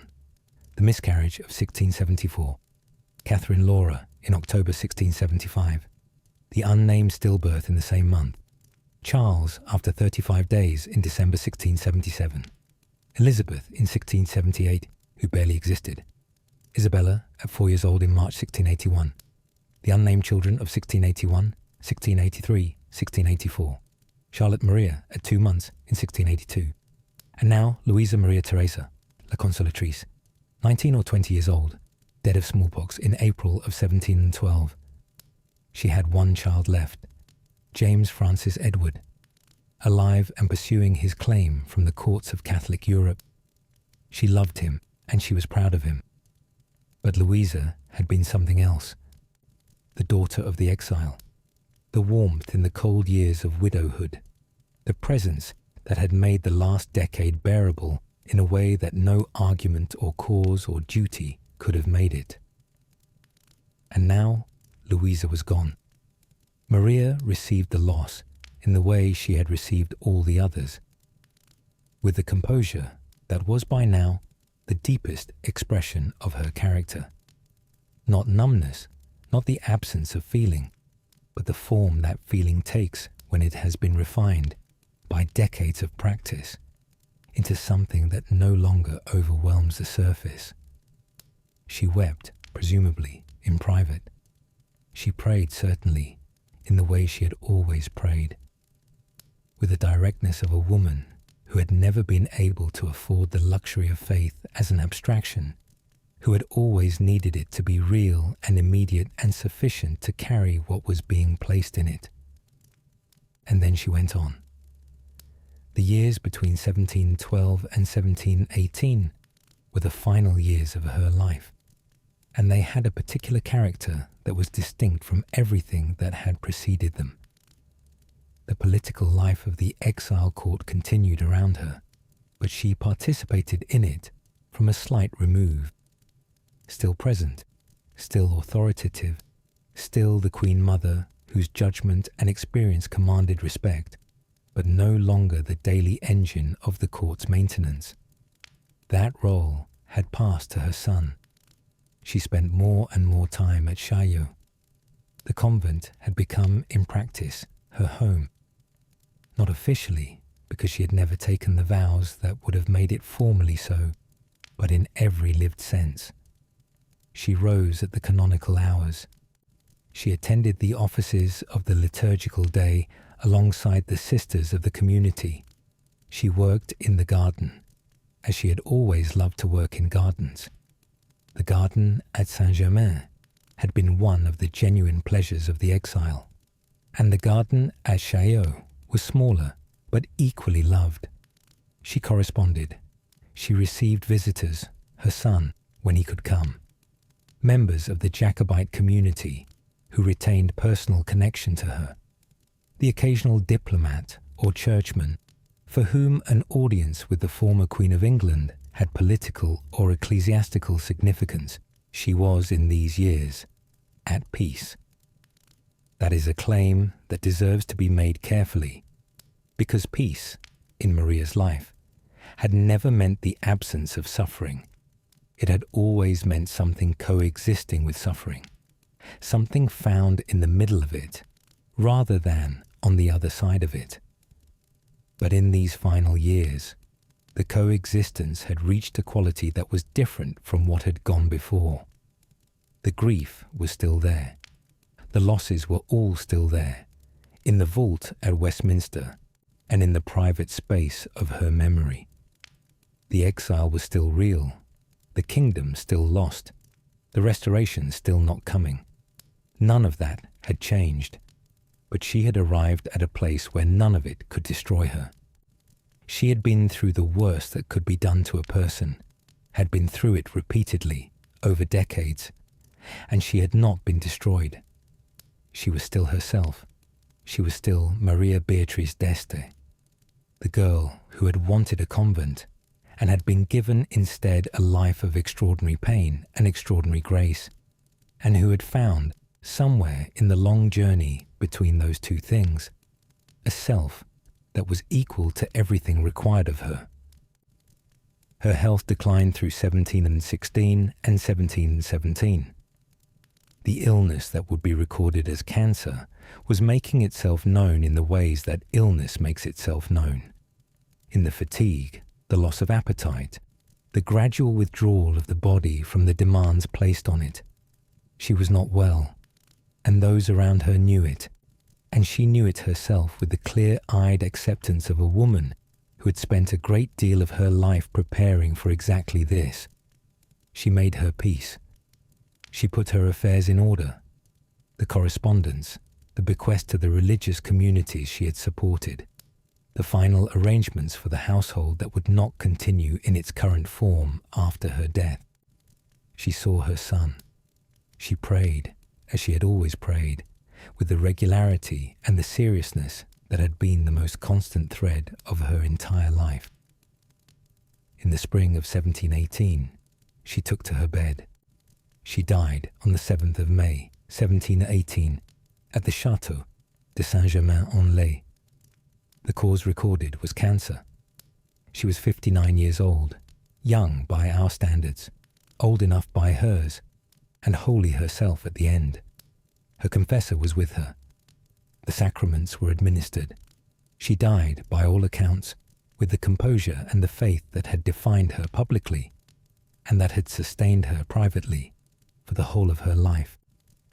She had been preparing for this, in some sense, since she was 15 years old, and had given herself over to a life she had not chosen. She had always understood that the life was not hers alone, that it belonged to God, to family, to the obligations of her position, to the faith that had been both her burden and her deepest resource.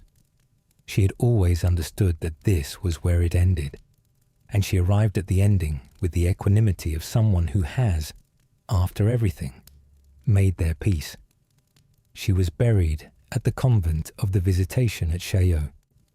Among the women of the community she had loved and supported and found refuge in through all the years of the exile, her heart was buried at the Scots College in Paris.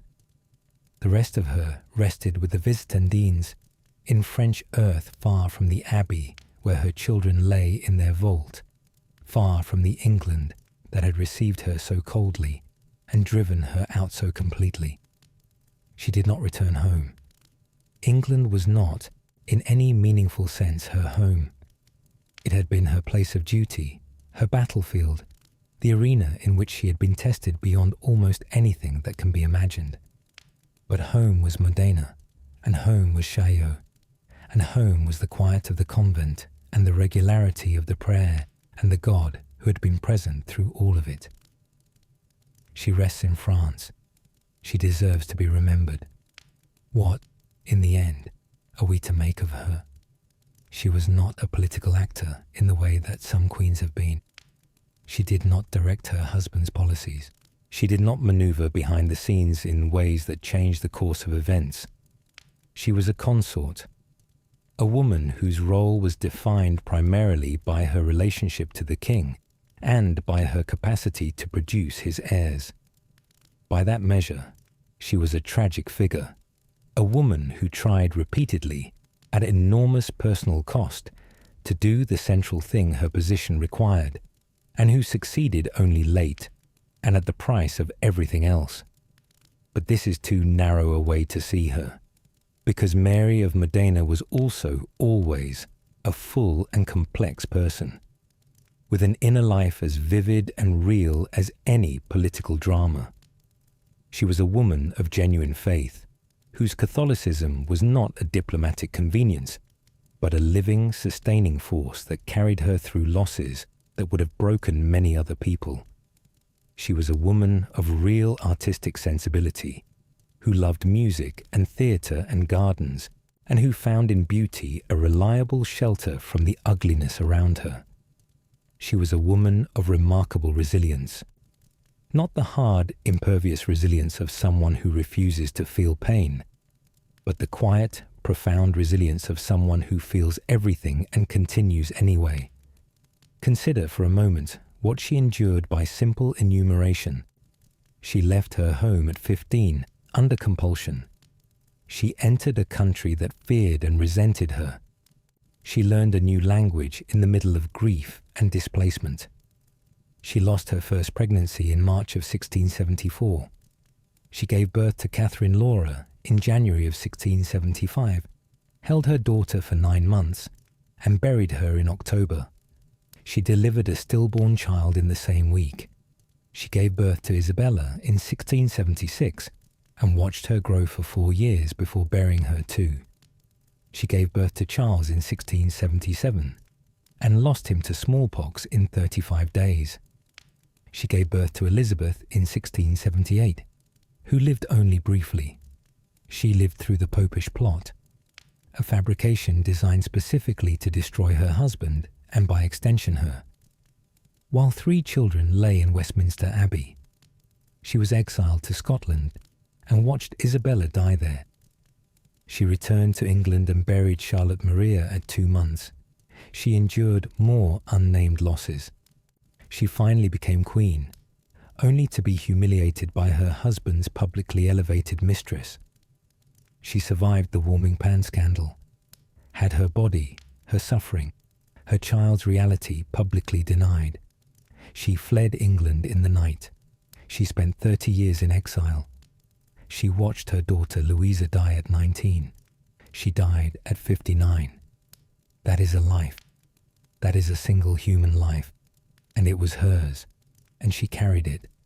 She was also, in a particular and important sense, the emotional heart of the Jacobite cause. The cause itself, the political program, the military campaigns, the network of sympathizers, belonged to James and to James Francis Edward and to the generals and politicians who shaped it. But the dignity of the cause, the sense that it was not simply a grievance or a program, but a legitimate and fully human thing with real people at its center. Much of that came from her. She lived the claim with consistency and without theatricality. She grieved in private and presented composure in public.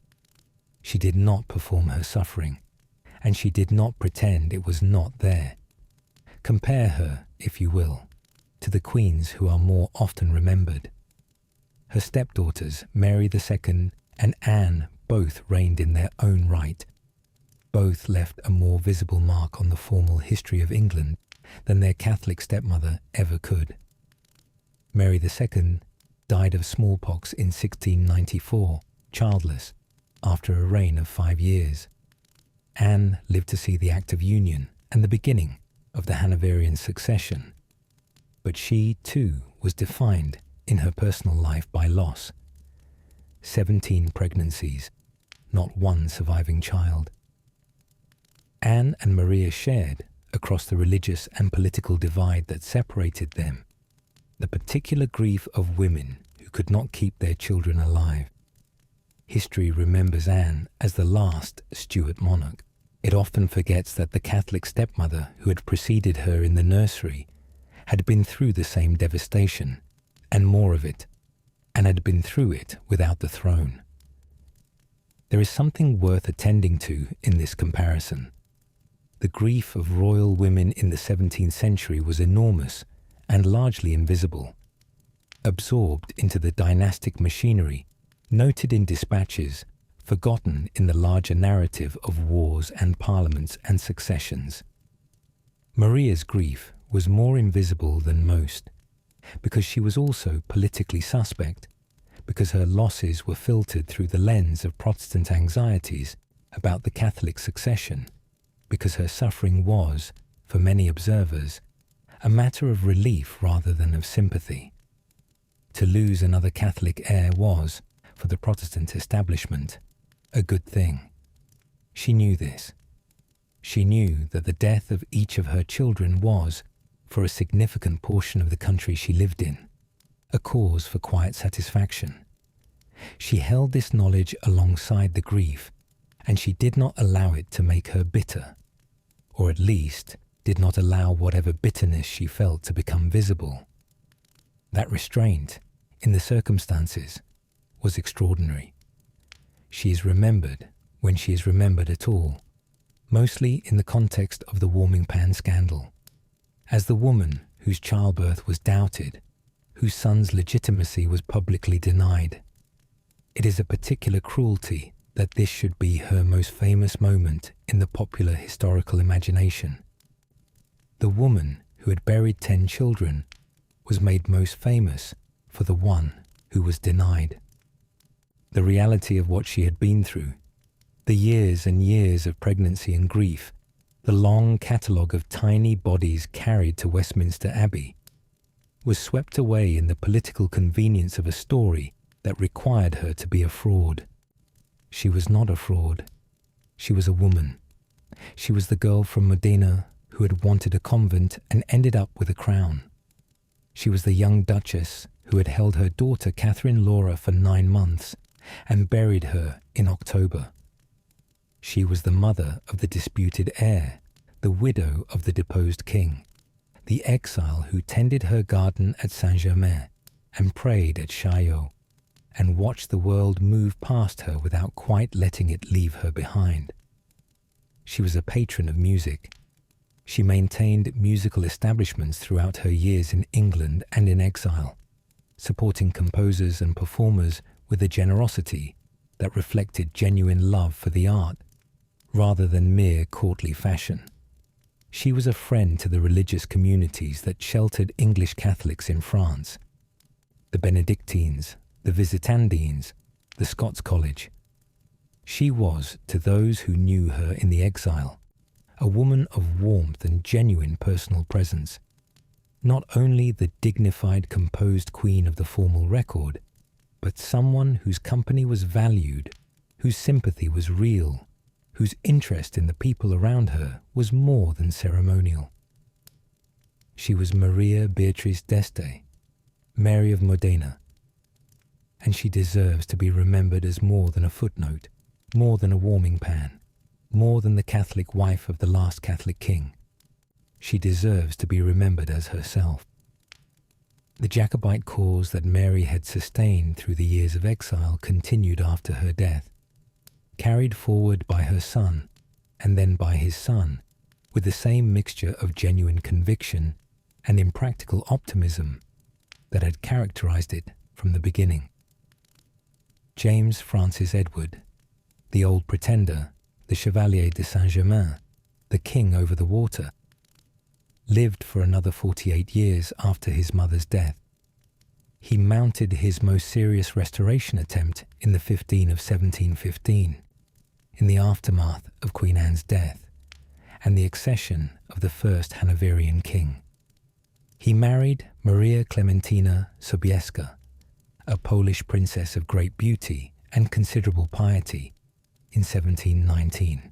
The marriage was stormy, complicated by religious disagreements about the upbringing of their children and by James Francis Edward's own emotional reserve. But it produced 2 sons. The elder son was Charles Edward Stuart, born in 1720. He was the child who would come closest, out of all the Stuarts of the Exile, to achieving the restoration his grandfather had lost and his father had failed to secure. He was charming in a way his father was not, daring in a way his grandfather had never quite been, and possessed of the particular charismatic quality that wins ordinary people to extraordinary causes.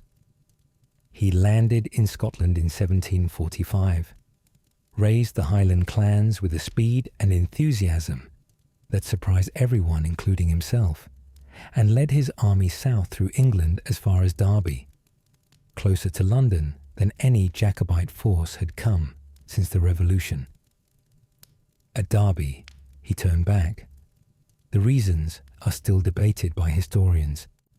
The failure of the expected English Jacobite rising to materialize, the prudence of his advisers, the exhaustion of the army. Whatever the cause, the retreat from Derby was the moment the cause effectively ended. He was defeated at Culloden on the 16th of April 1746, in a battle that lasted less than an hour and that destroyed the Highland army that had followed him.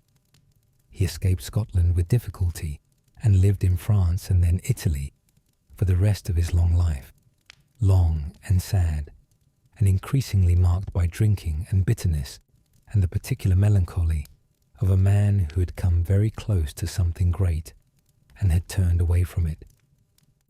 The younger son, Henry Benedict Stuart, born in 1725, took a different path altogether. He entered the Catholic Church, was ordained a priest, and eventually became a cardinal.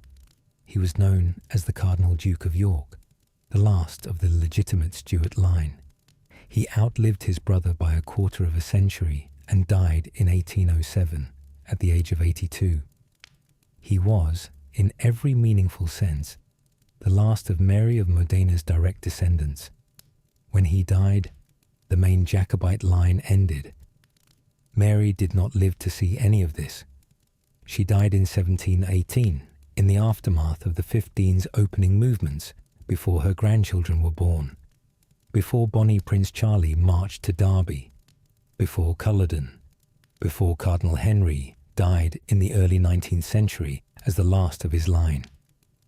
She was spared the full knowledge of how it all ended. Whether that was a mercy or an incompleteness is impossible to say from this distance. What she left behind was above all a way of living under conditions that would otherwise have been unlivable. She left behind the demonstration that it was possible to endure the loss of 10 children, the loss of a kingdom, the loss of a husband, 30 years of exile, and the sustained hostility of an entire country, and to come through it with faith and dignity and the capacity for joy intact. That is not a political legacy. It does not appear in the formal histories of the period, in the accounts of the Glorious Revolution, or the Jacobite cause, or the transition from the Stuarts to the Hanoverians. But it is real, and it is hers. She left behind the convent of the Visitation at Chaillot, where her heart lay and where her memory was tended for generations by the women of the community she had loved and supported. The convent itself was eventually destroyed during the French Revolution. The wave of anti-religious violence that swept France in the 1790s spared few religious houses, and Chaillot was among those that did not survive. The records were scattered. The building was demolished. The quiet that Maria had found there was ended by history in the same way that history had ended everything else she had known. She left behind the court at Saint-Germain, which persisted in diminished form through the reigns of the Hanoverian kings, until it finally dissolved under the pressure of the same revolutionary upheaval that ended Chaillot. The great palace that Louis XIV had given to the Stuarts was taken back into the French royal estate, repurposed, eventually converted into a prison during the Revolution. The exiled court that had maintained itself there through 30 years of hope and disappointment was dispersed. She left behind, in the vault beneath the monument to Mary, Queen of Scots, in the Henry VII chapel at Westminster Abbey, the small remains of the children who had not survived to know any of this. Catherine Laura, who had lived 9 months. Charles, who had lived 35 days. Isabella, who had lived 4 years and had a portrait by Lely. Charlotte Maria, who had lived 2 months. Elizabeth, who had barely existed at all. And the unnamed ones, the stillbirths and miscarriages, the lives that had not even been long enough to need a name. They lie there still, in the great Abbey of English Kings, in a vault that holds in its quiet way the whole tragedy of what might have been. They are not much visited. They are not well known. The tourist who stands before the monument to Mary, Queen of Scots, does not typically know that the vault beneath it contains the bones of the children of the last Catholic Queen of England.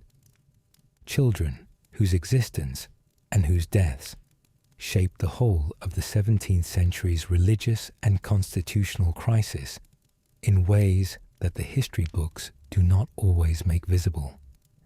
But they were real. Each of them was real. And the woman who bore them and buried them and carried them forward in her memory for the rest of her life, she was real too. She was Maria Beatrice d'Este. She was Mary of Modena. She was the girl from Modena who had wanted a convent, and the queen who had endured an empire's worth of suffering, and the widow who had found her convent at last in the quiet of Chaillot, in the prayers of a community of women in the French countryside, far from Westminster and the vault and the Protestant country that had never quite known what to do with her. She rests in peace. She deserves to be remembered. We have come, tonight, a very long way, from the sunlit courtyards of the Ducal Palace in Modena, where a girl named Maria grew up with books and prayers and a dream of the convent, a quiet life, a life of prayer and work, and the company of women who shared her faith, a life entirely her own. From those courtyards and those prayers and that dream, which she held for as long as she was permitted to hold it, and then surrendered, and then found again, by the longest possible route, in the garden at Chaillot 50 years later. Through the long carriage ride across Europe, the tears she wept the entire journey, she said later, the entire way from Modena to Calais, the entire crossing of the country that was not hers toward the country that would not want her. Through the cold English beach at Dover, and the first meeting with the man who was now her husband, and the court that watched her arrive with suspicion disguised as ceremony. Through the nursery at St. James's Palace, where so many small lives came and went so quickly, leaving behind nothing but names in a burial register, and a mother who carried every one of them quietly in her heart for the rest of her life.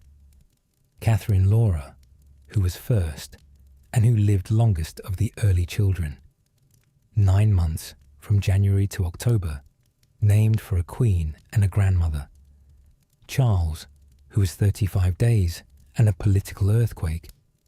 Isabella, who was 4 years, and a portrait by Lely. Charlotte Maria, who was 2 months and the same awful word in the burial register. Elizabeth, and the unnamed ones who had no name because there was no time for one, who came and went without even the small dignity of a word to mark them. Through the Popish plot and the pamphlets and the hysteria, through the years in Scotland and the return to England and the death of Charlotte Maria, and the unnamed losses that follow in the records like ellipses after a sentence that does not want to end. Through the brief, complicated years of queenship, the coronation at Westminster, the crown that was real even if everything else had been taken. Through Catherine Sedley, and the humiliation and the protest, and the slow recovery of dignity. Through the spa at Bath, and the last desperate hope that had turned out, against all the evidence, to be justified. Through the warming pan scandal, the lie so comprehensively told that it became more real than the truth. Through the night crossing of the Thames with the baby under her cloak, through the Channel, through the dark water to the French coast, through the 30 years at Saint-Germain, the garden, the music, the court maintained on the thin fuel of hope and habit, the son growing up as a king without a kingdom, the daughter growing into warmth and brightness and dying at 19, through James's death and the widowhood, and the deepening retreat into Chaillot, and the quiet that was, at last, something very close to the thing she had always wanted. Through the death, in May of 1718, in the same palace where she had lived so many of the better and worse years of the exile, attended by her confessor, in the familiar context of prayer that had been the grammar of her life since she was old enough to understand that grammar. She was Maria Beatrice d'Este. She was Mary of Modena. She was not the most powerful woman of her century, or the most famous, or the one who left the most obvious mark on the formal record of events. She did not win her battles in the public worldly sense. She was a Catholic queen in a Protestant country, and the Protestant country won. She was a mother in a century that killed children with a ruthlessness we can barely imagine now, and most of hers did not survive.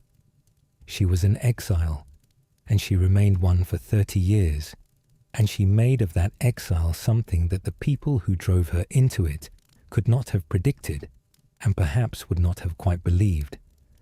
A life of genuine dignity, genuine faith, and genuine peace. She had wanted a convent. The world gave her instead everything that a convent was designed to protect against. The political storm, the dynastic obligation, the grief of the body, the humiliation of the public life. And she found, at the end of it, the convent anyway. That is a story worth telling. That is a life worth remembering. Sleep well and gently, with the knowledge that human beings have endured extraordinary things and continued. That loss is not the end. That composure is not the absence of feeling, but the form that feeling takes when it has been held long enough to become wisdom. That the girl who wanted the convent and got the crown found both in the end, because she never stopped being the girl who wanted the convent. This has been Sleepy Crown Reborn. If you found this peaceful, a gentle like and a quiet comment, telling us which historical queen or king you would love to hear about next, help keep these stories coming, and help our growing family find them. And if you are returning to us from a previous night, welcome back home. It is always, always a pleasure to have you here.